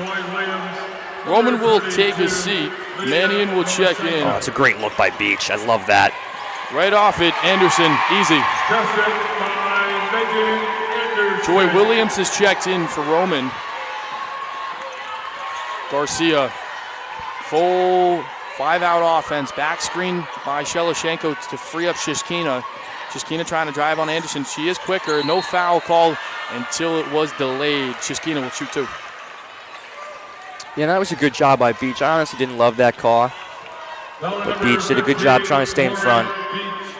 Shishkina, a solid free throw shooter. She hit 3 of 4 yesterday. This is an element where Merrimack can get into the game. Fairfield leads the conference in opponent field goal percentage. Opponents shoot right around 77% when playing Fairfield at the charity stripe. Shishkina launches the first one. That drops. Trying to go 2 for 2, cut this lead to just 6. And Shishkina has actually gotten some valuable minutes for Merrimack. Doesn't play a ton, but it's made him worth of it. Indeed she does. Speaking of those minutes, she checks out right after the 2 made free throws. Paloma Garcia will also check out. It'll be Reddick, Mannion, Williams, Shelashenko, Kiefer for the Warriors. Stags keep it the same. Janelle Brown crosses midcourt, gets a screen from Lauren Beach at the top. Double team, got blitzed. Euro steps inside, elevates. Difficult shot, misses. Kiefer the rebound. Mannion picks it the other way, not necessarily the main ball handler, but was open. Reddick looking to drive on Janelle Brown, not able to. Looking for a dribble handoff right on the Air Force reserve sign, does not get it, waves her away. Mannion, good three-point shooter, jab steps through the legs. Looking for a space to work on Anderson. Nice crossover, gets to the right elbow, knocks it home. Beautiful play by Mannion. Yeah, Mannion just took out your do-it-yourself kit right there, and a great defender, Meg Anderson. That was impressive. Nice and shifty by Mannion. Lauren Beach, not a three-point shooter. Once again flexed out there, though. Sydney Scott is a three-point shooter, looking to answer right from the top of the key. Refs let it be physical. Herder thought about it again. Janelle Brown could elevate. Sydney Scott trying to have a different result this time. Same result, literally the exact same. How about Janelle Brown? Janelle Brown gets the rebound. Tie up. Possession will stay here with Fairfield. Excellent tenacity and pursuit of the basketball from Janelle Brown. Yeah, back-to-back offensive rebounds and being the smallest player on the court. Look at her hyping up her bench. Great energy. Kelly Marone is not happy with no foul call on Brown. Did look like she might have pushed off, but again, right here in playoff basketball, not a call you're more than likely to get from the officials. You're right, and if we're being honest, we've seen a lot of push-offs that haven't been called too. It's just how the officials have decided to work this game, and overall this tournament. It's been a very, very physical tournament. The conference that's trying to get its name out there more and more every year. They've been successful the last few years in doing so. Apologies for the extremely loud music. Yes. Merrimack dance team on the floor. Been an interesting game. Merrimack is stuck around. They still trail by the same deficit they were at the break, 37-41. Just can't find a way over the hump right now. Ethan, how do you get a couple of stops and a couple of buckets? Yeah, well, you said it. Merrimack has continued to fight. They have not bowed down at all. Again, I think the key is, again, limiting turnovers and getting points in the paint. We haven't really seen Kiefer be involved for Merrimack on the offensive side this game, although she averages a little over 11 a game. I'd like to see her get going, take some of the pressure off Roman. Yeah, been a lot of dribble handoffs at the top, and a lot of times, whenever I think Roman and Kiefer are struggling, their backs are to the basket. In a traditional DHO, you're more vertical, right at a 45-degree angle. They've been straight 180 to the back of the basket. They got to square up a little bit more. Yeah, you're right. They haven't gotten great position down low. That's a great point. And again, part of it, credit to Fairfield's pesky defense, being physical. But yeah, as we said, this has not been a smooth offensive possessions for Merrimack. Merrimack, a team that was ranked third. They've been overlooked a lot of the time this year with two powerhouses in Quinnipiac and Fairfield. However, they're giving the number 25 team in the country a run for their money. Yes, they are. 4-point game, 4.5 to go in this third quarter. I think it's going to be a nail-biter finish. Last time Merrimack led was in the first quarters. Fairfield has controlled the last 15 to 20 minutes of this ball game. Stags will roll out Anderson, Cyan, Coach. Jill Herder will stay out there more minutes than she's used to playing in this situation. Janelle Brown, who's been on minutes restrictions earlier on this year, she's ready to go after being hurt in the second quarter. Only took about a 3-minute rest and was good to go back in. Credit to the athletic training staff for Fairfield. Yeah, we do have a great staff. And speaking of staff, I just want to give some kudos to the Fairfield assistant coaches here. Oh, yeah. All of them are so involved. You see Erica Brown doing her own defensive stance for Meg Anderson, showing her how to get better. They're both so active, such good relationships with these players. Really good to see. Good to see as well. The support staffs are the true heroes. We want to give them a shout out here as well, especially for Merrimack, a team that's made a huge transition this year. Victoria Lux, Paige McCormick, Didier Din, Claudio Barati, all assistants for Merrimack. They've really helped Kelly Maroney get this team back where they need to be after having a lot of success in the NEC and Mia Fiore going down earlier on in the year. Yes. Here we're getting out of bounds. Fairfield, let's see what they draw up out of this break. Linear formation underneath the basket. Man-to-man, straight man-to-man defense with the double team on Lamro. Nobody's guarding the inbounder. That is Herder in this situation. Anderson sets a good screen. Lamro gets out the three-point line. Coe catches it right above the elbow. That is the right elbow. Coach looking for options. Finds Herder on the handoff. At the top of the key, kicks. Janelle Brown thought about elevating, gets past Kiefer, then kicks it out. Anderson too late. Was the intended target. Reddick picks it off. One-on-one. Reddick launches, fires, foul. Jill Herder will pick up just her first personal. Yeah, and if you're Fairfield, that's a good foul. I like Jill Herder. She made sure Reddick could not get a shot up there. Got to earn it at the free throw line now. Herder just picks up her first personal. The team fouls her at 3 for Fairfield. Reddick, not a great free throw shooter either. 63% on the year. Uber important in this game for Merrimack to get in is these free throws. There you go. Knocks down the first one. looking for that second one that's been so difficult all year. They are facing the Merrimack faithful, so no noise from the front. Fairfield pretty loud from the back. However, she knocks down 2. 39-41. Stags got their handful with the Warriors. 4 minutes to go in the third quarter. Janelle Brown resets everything on the Air Force Reserve sign right in front of the Fairfield bench. Joy Williams will be the primary defender. Coe sets the screen on Williams. Janelle Brown looking for an angle. Joy Williams put her hand in the cookie jar, came up with nothing. Yeah, Williams got a little too aggressive there on that steal. Got some arm more than ball. Only Merrimack's second foul, this quarter. Williams will pick up her second personal. Diamond formation, Anderson sets the down screen for Coe, who hands off to her to fakes it, decides to go instead. Good footwork inside, easy bucket, Cyan Coe. Cyan Coe, when she's aggressive, this unlocks a new level of danger for this Fairfield team. Fairfield team that hasn't shot the ball well. Offensive foul as Coe careens to the floor. Cyan Coe doing it on both ends of the floor. A little bit of this, a little bit of that. Fairfield ball. Her second personal, 13 foul. 13 foul for Merrimack. Mannion is incensed. She'll pick up her first personal. Cyan Coe, the primary point guard, definitely interesting to see. Then hands to Anderson, who thought about the three-pointer, then kicks it to the left wing with Janelle Brown. Brown looking for the bounce pass to Coe, face to the basket, is driving on Kiefer on the left wing. Knocked out of bounds by Williams. It will stay with Fairfield with 14 on the shot clock. And that was a smart double. Williams didn't want to let Cyan Coe get to her spot on the block there. Same diamond formation again. Coe is now in the center. She'll set that screen once again. This time she'll get the basketball after a screen from Anderson. Herter will go away, let Coe operate. Coe kicks it, finds Lamro, guarded well by Mannion on the wing. Coe gets it inside to Anderson, swarmed by Merrimack defenders, fouled, and she'll go to the charity stripe. And I like that possession from Fairfield. I like how they're trying to feed the paint. If you're not going to score, you might get fouled.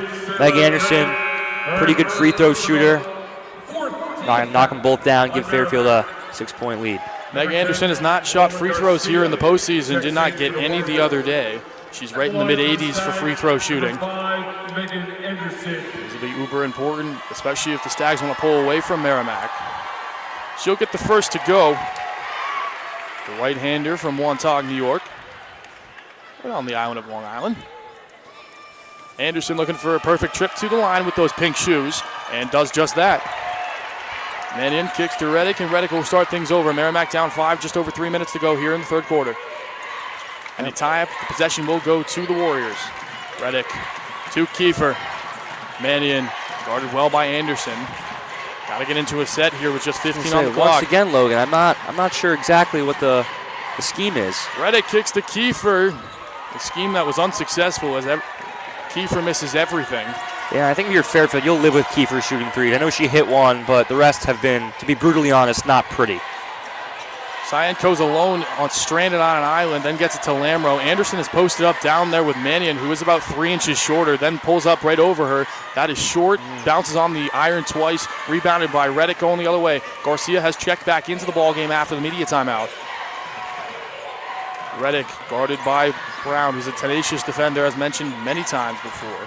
Kiefer back to the basket once again. Cyan Coe doesn't really have to do much except keep her in her sight. Meloshenko, lethal three-point shooter, gets the basketball. Kiefer's wide open. Meloshenko steps through with the right hand. What a move. Would have been beautiful if it finished. Paloma Garcia gets the rebound and finishes the right hand. Tenacious from the Merrimack Warriors. That was tenacious. If you're Fairfield, you can't allow Merrimack's smallest player on the floor to go unchecked for a rebound right there. Got to get a body on her. Spider dribble from Brown, who's tripped up. That'll be 2 shots for Janelle Brown.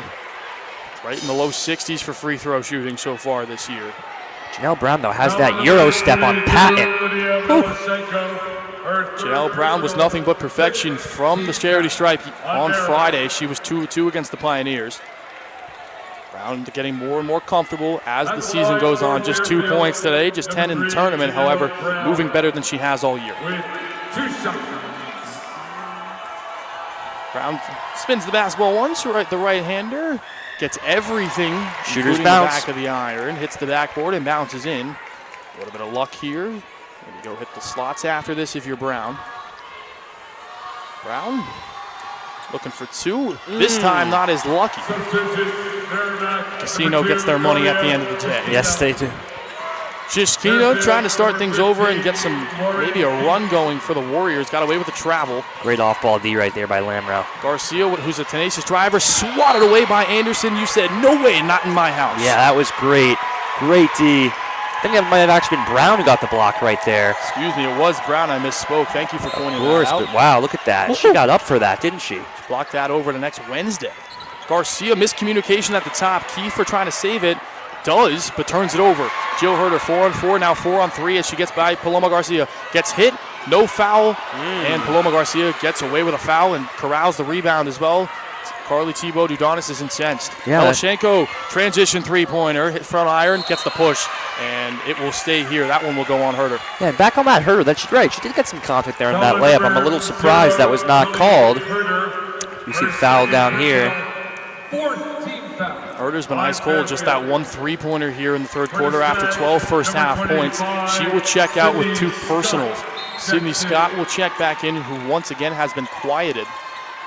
Garcia looking for an inbound option, finds Melashenko. Kelly Maroney stops her foot on the floor, trying to get into the action early. Gets it to Kiefer, who then squares to the basket after the double team. One-on-one with Anderson as Lamro goes away. Brown trying to go for the steal, successful for a minute. Then Melashenko gets it back. 8-7 on the game, on the shot clock. 5, 4, gets it out 3. Kiefer fires it 2.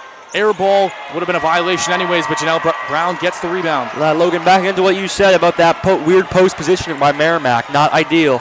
Not ideal at all as Anderson slows things down on the other end. Janelle Brown trying to use her leadership to wilt the Stags over the Warriors here on this Sunday afternoon.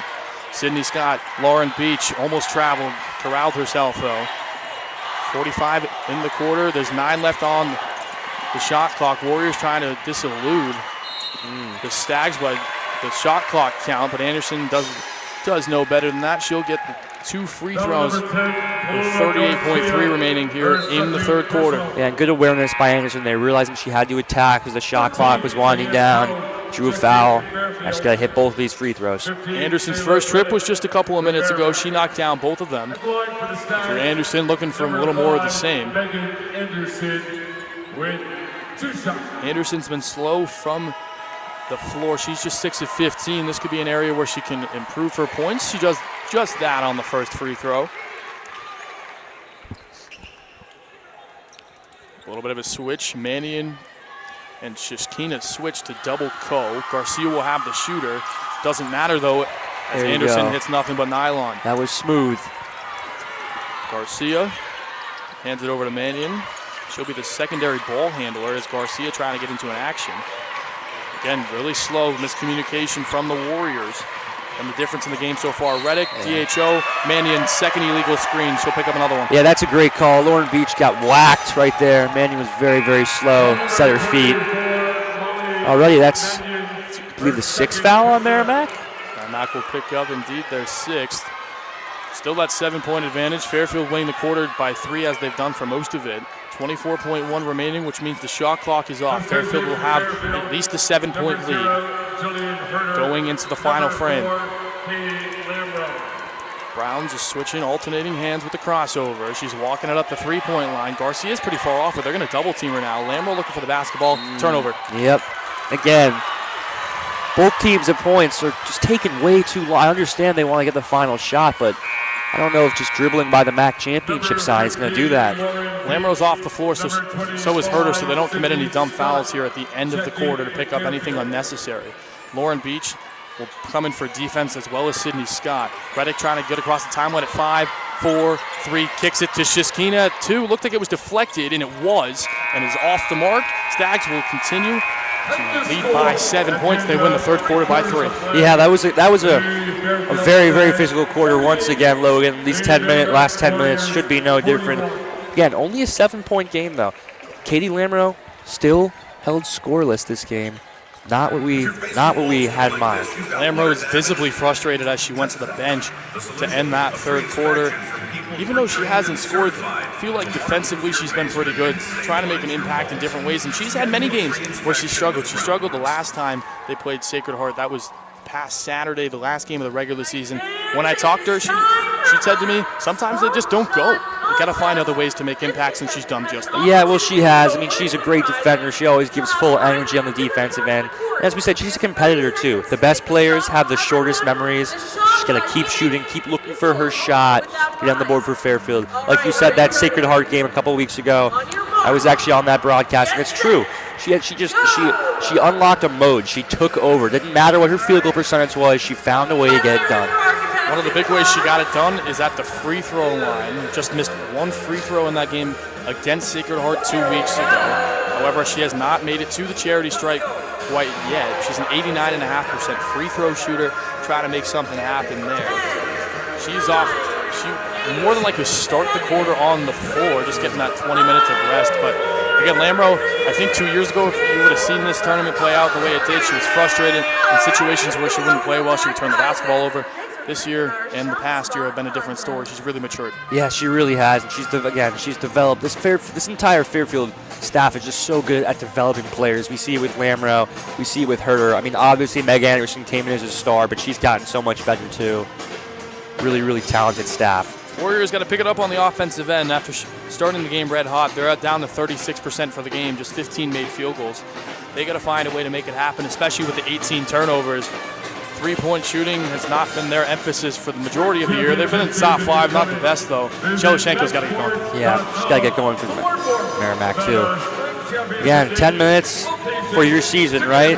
You got to put everything on the line. Blood, sweat, and tears.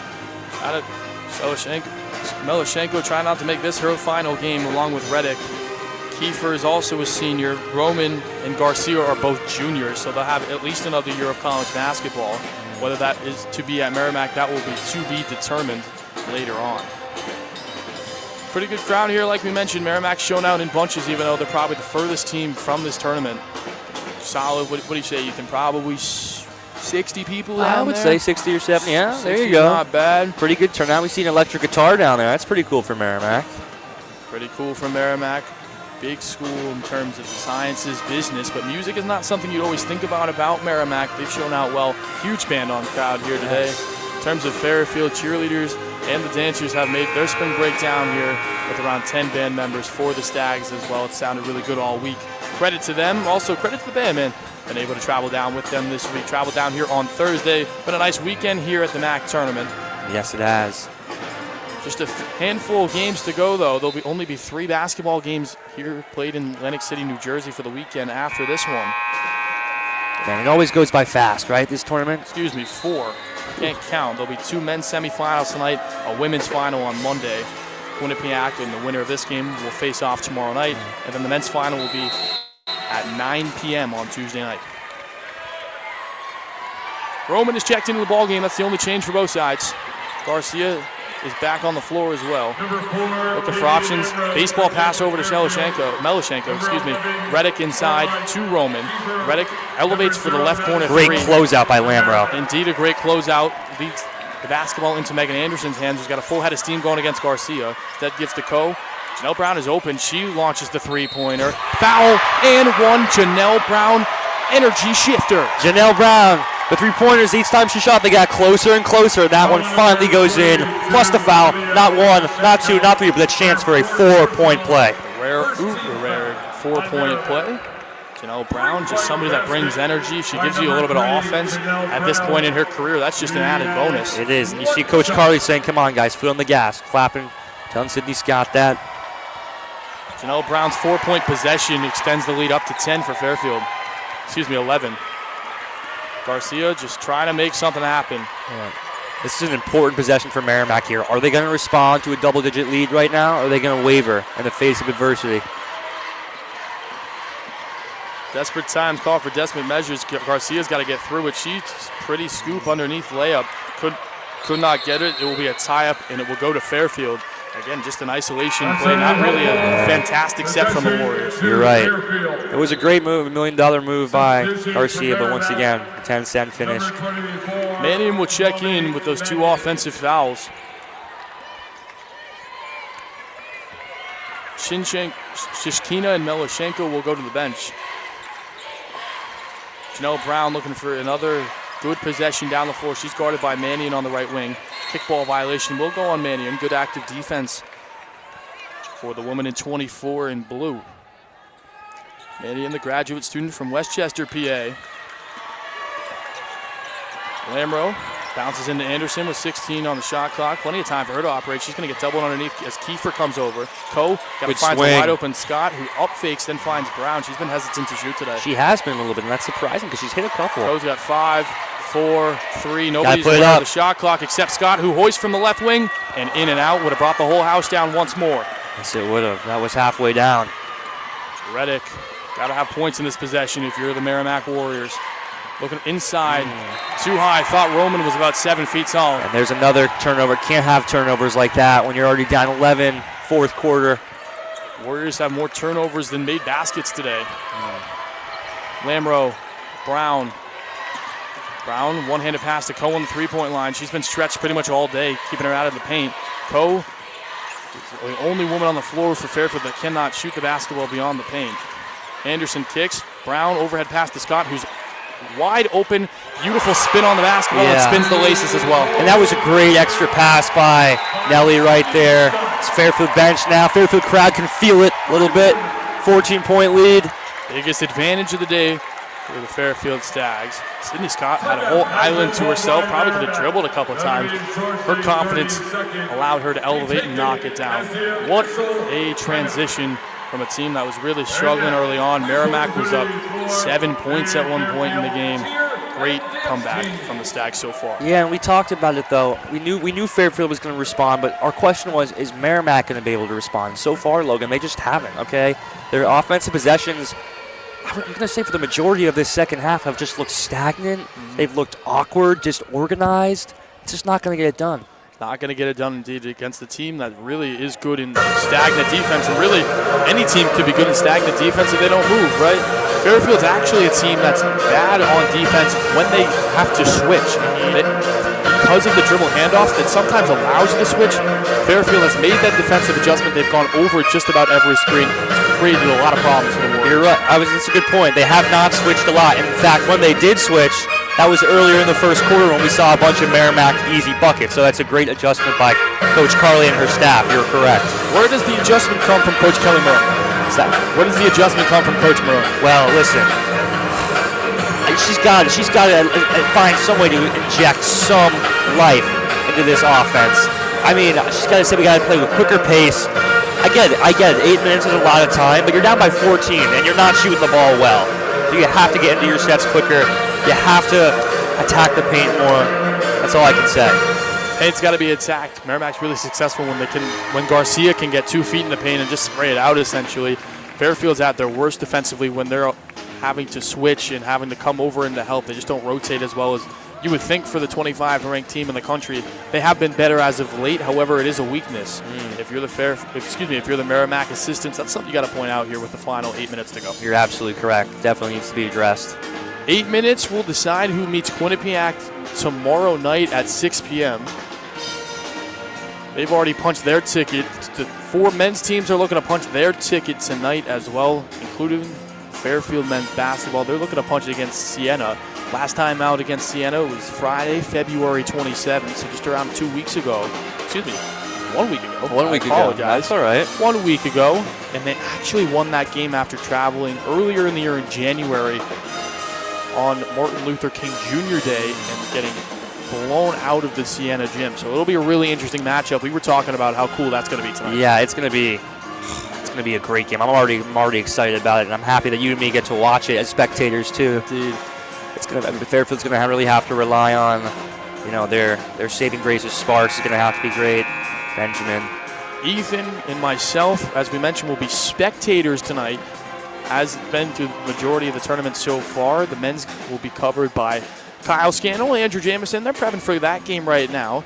Some additional support staff here as well. We have some of our Mirror writers. That's the newspaper at Fairfield. They have made the trip after going to New York City for a journalism conference this weekend. They've been busy this spring break so far, even though we're only about 48 hours into it. Merrimack will come and counter with Reddick, Paloma Garcia, Mannion. Roman is checked back onto the floor after some limited minutes tonight. Kiefer will be the final woman for Merrimack. Cyan Coe, Anderson, Sydney Scott, Lamro, and Janelle Brown for the Stags. We get underway as Reddick crosses the The MAAC men's and women's basketball championship logo right at halfway. Kiefer sets the screen. Garcia could have shot it, decided to get it to Roman. Overhead pass is almost picked off by Lamro. She uses some of her defensive back skills from flag football to deflect that away. That's great. That's great. Some great knowledge right there. I was not aware of that. Friendships go a long way, man. Yes. Reddick will be the inbounder. Diamond set. Garcia waving Reddick away, so she has some room to operate. Roman will be the one that sets the screen. She sets two of them, in fact. Trying to work on Janelle Brown. Great defense for Brown. Fadeaway is no good, but Brown a little too overzealous and fouls the Puerto Rican. And I know that resulted in a foul, but once again, I mean, that entire offensive possession for Merrimack was just relying on Garcia to somehow work her way into the paint. Not a lot of ball movement, just a couple of screens, as you mentioned. Paloma Garcia struggled at the free throw line yesterday against the Mountaineers. She just went 2 of 4. Much needed 2 points here for Garcia. She nets the first one. Garcia's been impactful this year. Last year she came off the bench for Coach Kelly Marone. Just for as a ball handling presence this year, she's taken a lot of the point guard responsibility. Goes perfect from the line, 43 to 55. Just a 12-point advantage for Fairfield after it was as much as 17. Yeah, and there's 7:30 to play right now. That's an eternity in basketball. Eternity. Indeed. Sydney Scott looking for options. That offensive foul was going to be called. Looks like it's going to go on Cyan Ko after she got a bump on Reddick. Gotta be honest, I missed it. I have to be honest, too. I'm not exactly sure what that whistle was for. No replay, so I believe that was the call. Reddick crossover on Lamro, gets Lamro off her spot.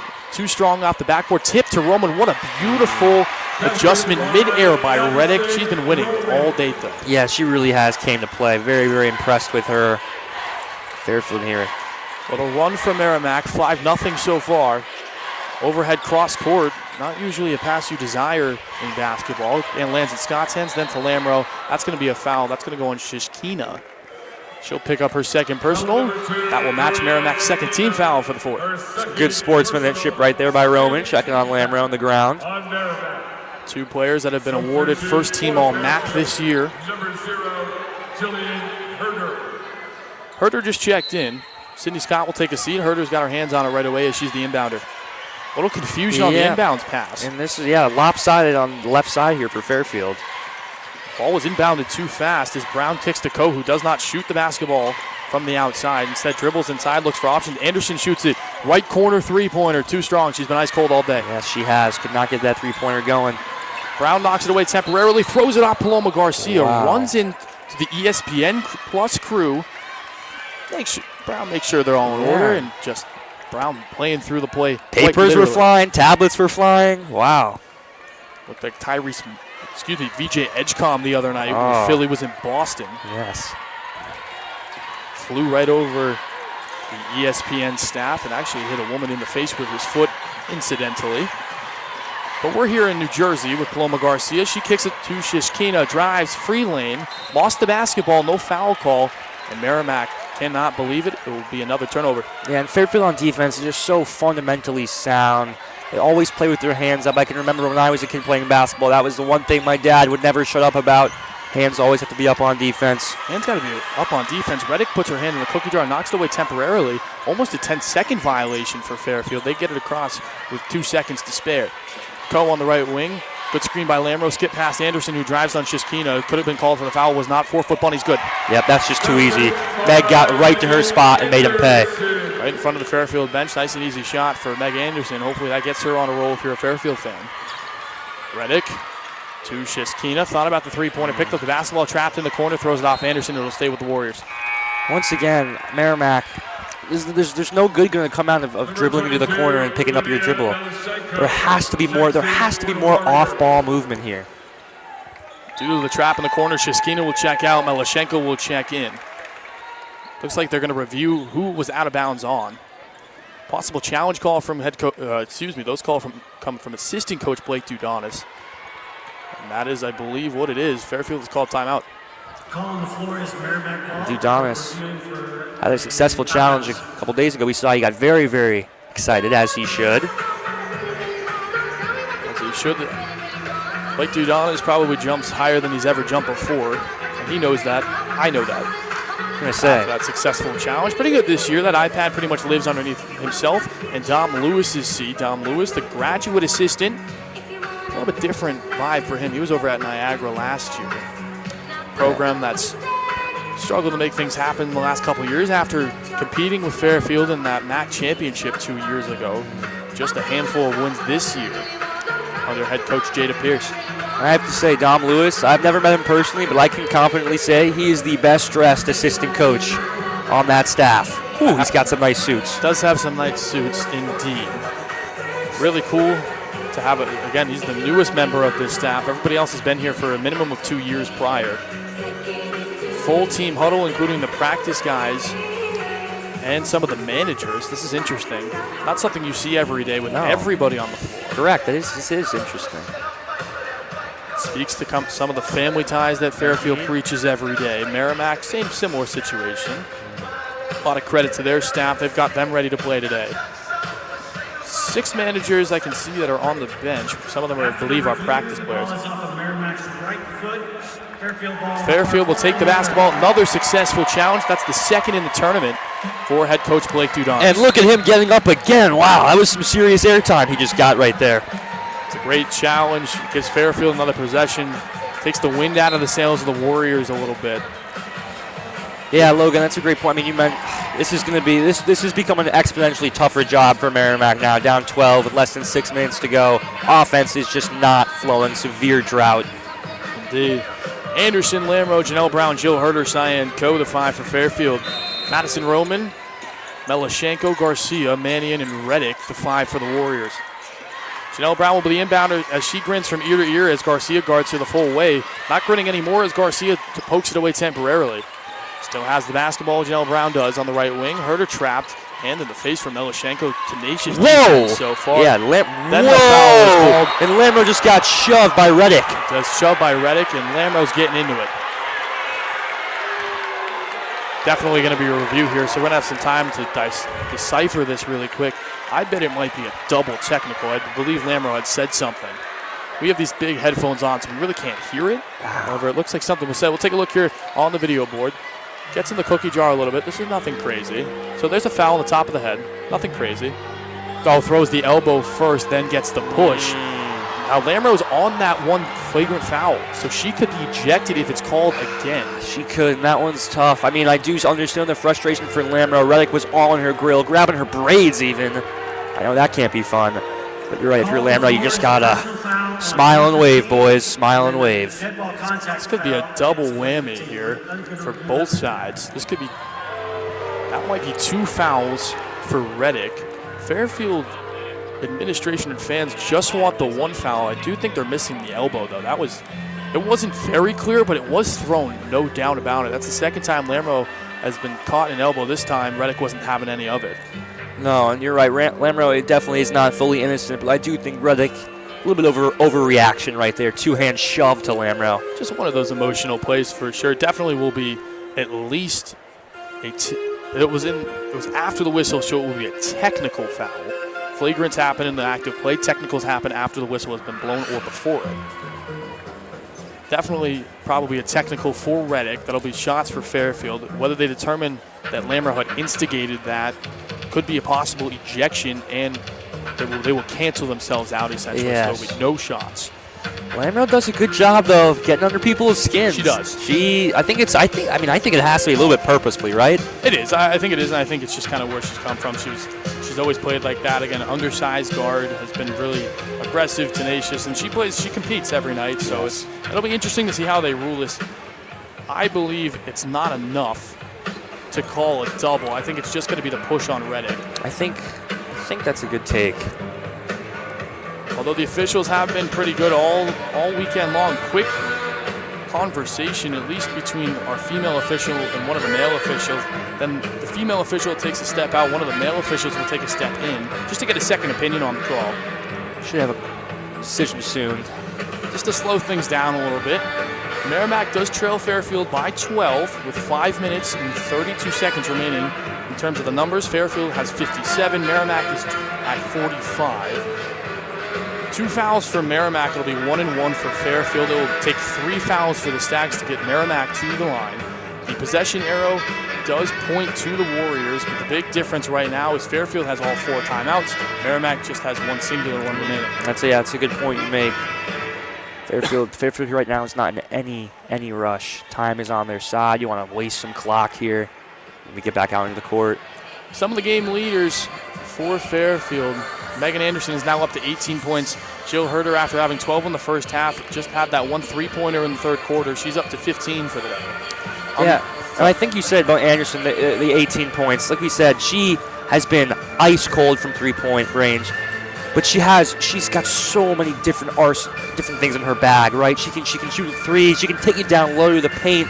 She can hit you with a little mid-range jumper. So you never can really count Meg Anderson out. Can't count Meg Anderson out, indeed, after she started just one of her first 7. On the Merrimack side of things, it's been a good day for Reddick, who is going to pick up more than likely that flagrant foul. She has 15. In addition to that, Paloma Garcia's had a better scoring day than normal. She's up to 10. A little bit of foul trouble, though, for the Warriors. Roman is at 3. Here comes the announcement about the foul call.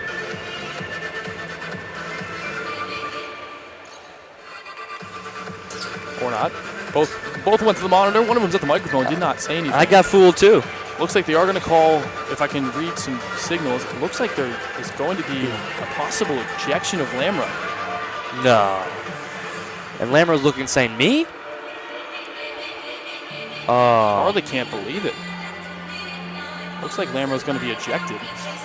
And it looks like there's going to be a technical foul, at least it will be a technical foul on Reddick. Let's see. Here comes the announcement. For real this time.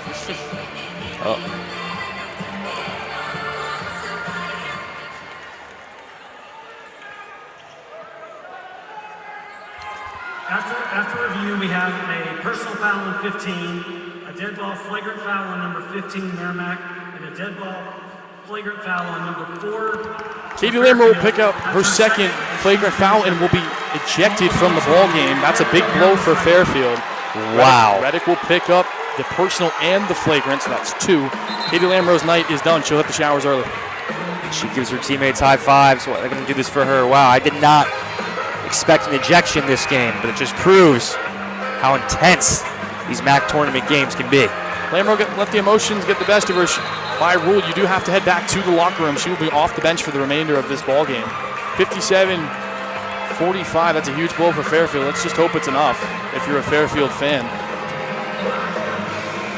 For Fairfield to replace her will be Sydney Scott. She's replaced the injured Brown earlier on in the game. She will replace the ejected Lamro now.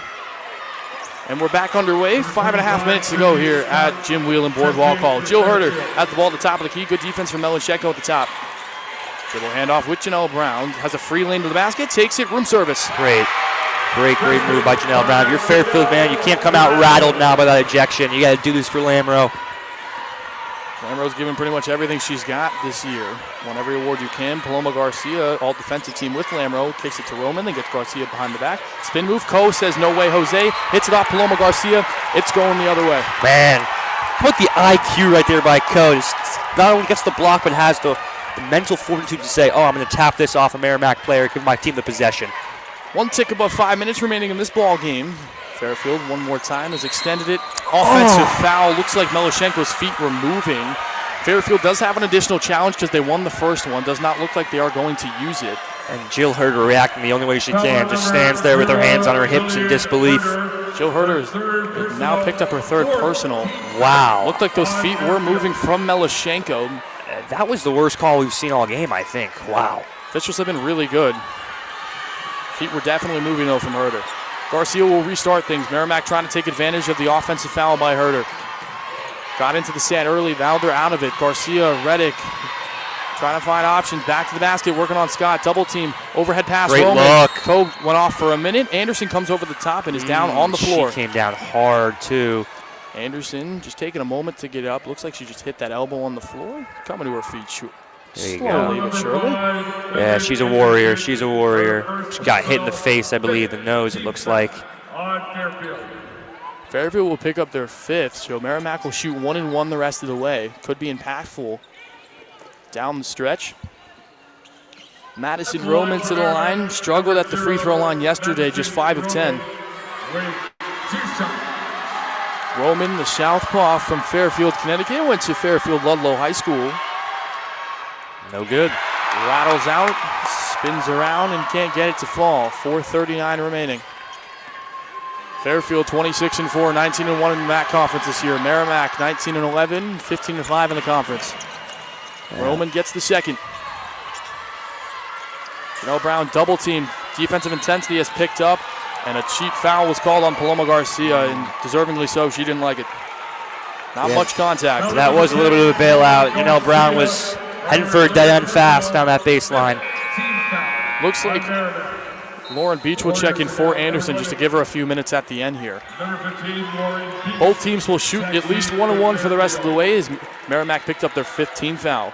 Janelle Brown has struggled this year. Her first, taking 2 trips to the line, 2 of 3 so far. Finished the 4-point play last time. This time, different result, misses the first. Fairfield shooting only 60% now from the line, 6 for 10. Area where they've struggled at this year. Janelle Brown spins it once and elevates. Splits the pair. It pushes Fairfield to 60 points on the day. Reddick trying to boost Merrimack over 46. Reddick just using that right hand, hasn't switched it once. Continues to do so as she gets to Roman, rips through the lane. Mannion, wild pass to Melashenko, caught over the back. Ko gets it off her foot, and turnover, favor of the Stags. If you're Herder, you got to pull this back out there. Very good. Herder thought about the 3, wise not to take it. Janelle Brown at the top. Ko is posting up on Paloma Garcia, who is much shorter. Paloma Garcia probably giving up 8 to 10 inches. Brown launches from the 3-point line on the wing. Errant shot misses. Going the other way with Melashenko. Can't give her any space. Cheyenne Ko knew that. Jumped right in her shooting lane. Then goes to Reddick. On the left wing, drives left hand. Good defense from Jill Herder. Better shot, though, as the runner goes from Reddick. Great adjustment and body control right there from Reddick. Cuts the lead to 12 for the Stags. Merrimack trying to crawl their way back in and get one of the best wins in program history. Yep, in there now. 3:30 to go. They got to start. Ko got away with the travel. Herder goes, takes a bump, takes 2 bumps, no whistle, but gets the bucket to go. Tough bucket from Jill Herder. Jill Herder, you said she can only shoot 3s? Nope, she can take it to the rim too. What a finger roll finish right there. Used to be only a 2-level scorer. Added that 3rd level here at Fairfield this year. Roman's been quiet all day. He's trying to make something happen. Melashenko back to the basket, then rolls off it. Roman's got to get out of there. She gets the basketball one-on-one with Herder. Trying to go overhead pass to the Paloma Garcia, cut underneath. Instead gives it to Reddick at the top of the key. Reddick looking for options. Cheap fouls called once more on Reddick. Don't mean to be on the officials here, but that looked pretty soft. It did. This is kind of bizarre. We saw such a physical two-thirds of the game, and now it's very, very cheap touch fouls are being called. 3 touch fouls in a row. Paloma Garcia got the back end of one of them. Herder gets the disadvantage that time. Lauren Beach is simply playing offense-defense right now with Sydney Scott. Fairfield has neutralized Roman so well in this game. She's a girl who averages 14 and 11, a double-double machine. Roman stepped up big in the absence of Mia Fiore, but has missed 2 out of the last 3 free throws. Today only 5 points, 5 rebounds. Misses both. Unsuccessful trip, but they're going to retain the possession. No, Fairfield is going to retain the basketball. It looks like Stags hit it last. Different call, though, from the officials. No challenge from Kelly Marone's staff when we get back underway. Janelle Brown double team. Gotta go. 5, 4 to get it across 3. Lollipops at 2. Ko's got to save it. Beautiful balance to get it in. And timeout as by Coach Carly Thibault-Dudonis. Fairfield was all out of whack. Yeah, that was a really smart timeout right there to get her offense. Allow them to take a breather, get set. Again, right now with 2:48 left, you're not looking to do anything crazy. You just want to hold the ball, get a solid possession, decent shot in. Realistically, Merrimack probably has 5 to 7 possessions remaining. Got to find a way to get points on at least 3 or 4 of them to push across. Yeah, and they got to start hitting some 3s too, Merrimack. Right now, only 5 for 17, 29%. Fairfield not much better, of course, 9 for 30. But again, 9 over 5 threes, that's going to be a big difference. Merrimack's 3-point specialist, Lydia Melashenko, has been neutralized. She's 0 of 3 so far, 1 of 7 from the floor. Just that one layup in the second quarter. Mannion, Roman, Melashenko, Paloma Garcia, and Reddick will be on the floor for the Warriors. Sydney Scott, Meg Anderson, Co. Janelle Brown will be the number 1 guard as Herder is the number 2 inbounding basketball to Co. Shuffle pass to Herder, kicks it. Sydney Scott, one more, bounces it. Anderson thought about the three-pointer, wisely just pulls it out to Janelle Brown, knowing the game is super important at this point, and she knew it. You're right. That was wiser than me. I had my hand up for the 3, but Anderson, smart play. Discombobulated 2 on the shot clock. 1 left-hand heave, from Cyan Co. Did hit nothing but the backboard. Shot clock violation. One of the rare turnovers they've had in the second half. Reddick will take it up. Sydney Scott will backpedal, just trying to get back to the three-point line. No easy baskets. Reddick, Roman rolled right off. Co says no way. Bats it down like a volleyball player and looking for options. And point guard, Janelle Brown will be that option at the top. 130 ticks remaining here at Jim Whelan Boardwalk Hall for a trip to the final. Herder goes uncontested inside. Thought Paloma Garcia was going to go up with her. Jump ball. It's going to go to Merrimack. Steal of a possession. Herder puts her hands on her head there saying, how have I made all these tough threes and not that layup? Doesn't matter though. She's still been great with 17 points tonight. Kelly Marone will take her final timeout with 2:02 remaining. Probably a smart idea, down 14. Minimal offensive momentum as well. They're down to 35% with just 17 made field goals. Yeah, and Logan, I hate to say it, but it seems like Merrimack is just flat out of gas right now. They're running on empty. Quote Jackson Brown right there. Yesterday, heavy minutes for a lot of the starters. Madison Roman played 37 minutes. Kiefer played 23. Paloma Garcia made it an even half hour. Salah Reddick played 35. Lydia Meloshenko played 27. Molly Mannion given 25 off the bench. Nobody else played more than 10. So yeah. Tight 7-woman rotation. Looks like it's catching up to them now. You're right. The fatigue has become obvious here in this last quarter especially. One thing that head coach for Fairfield, Carly Thibault Dudonis, mentioned on Friday is she was able to rest her women, especially the starters. Anderson only played 26. She averages just north of 30. Co just north of 20. Jillian Herder played 27. Lamro, who's now been ejected, had played 28. That was the most. Sydney Scott played 26. Got 22 from Brown off the bench, 17 from Beach. And the freshman Mulu Van Fleet got 11. So again, good balance throughout, and it looks like it's paid off here so far. Yes. Two teams with completely different paths here, only saw each other once in the regular season. This will be the final time they meet here in the 25-26 season. If the 26-27 season is anything like this one, it'll be a great matchup next year. However, we're not done here. There's still 122 ticks remaining. Listen, we've seen crazier things happen, right, in college basketball, and a 14-point lead disappearing in 2 minutes, so Fairfield have to stay frosty here. Mannion will be the inbounder. Reddick. Mannion will take the 1 guard. Roman will go away. Paloma Garcia is out of the play. Meloshenko is the other option down low. Same 5 for Fairfield.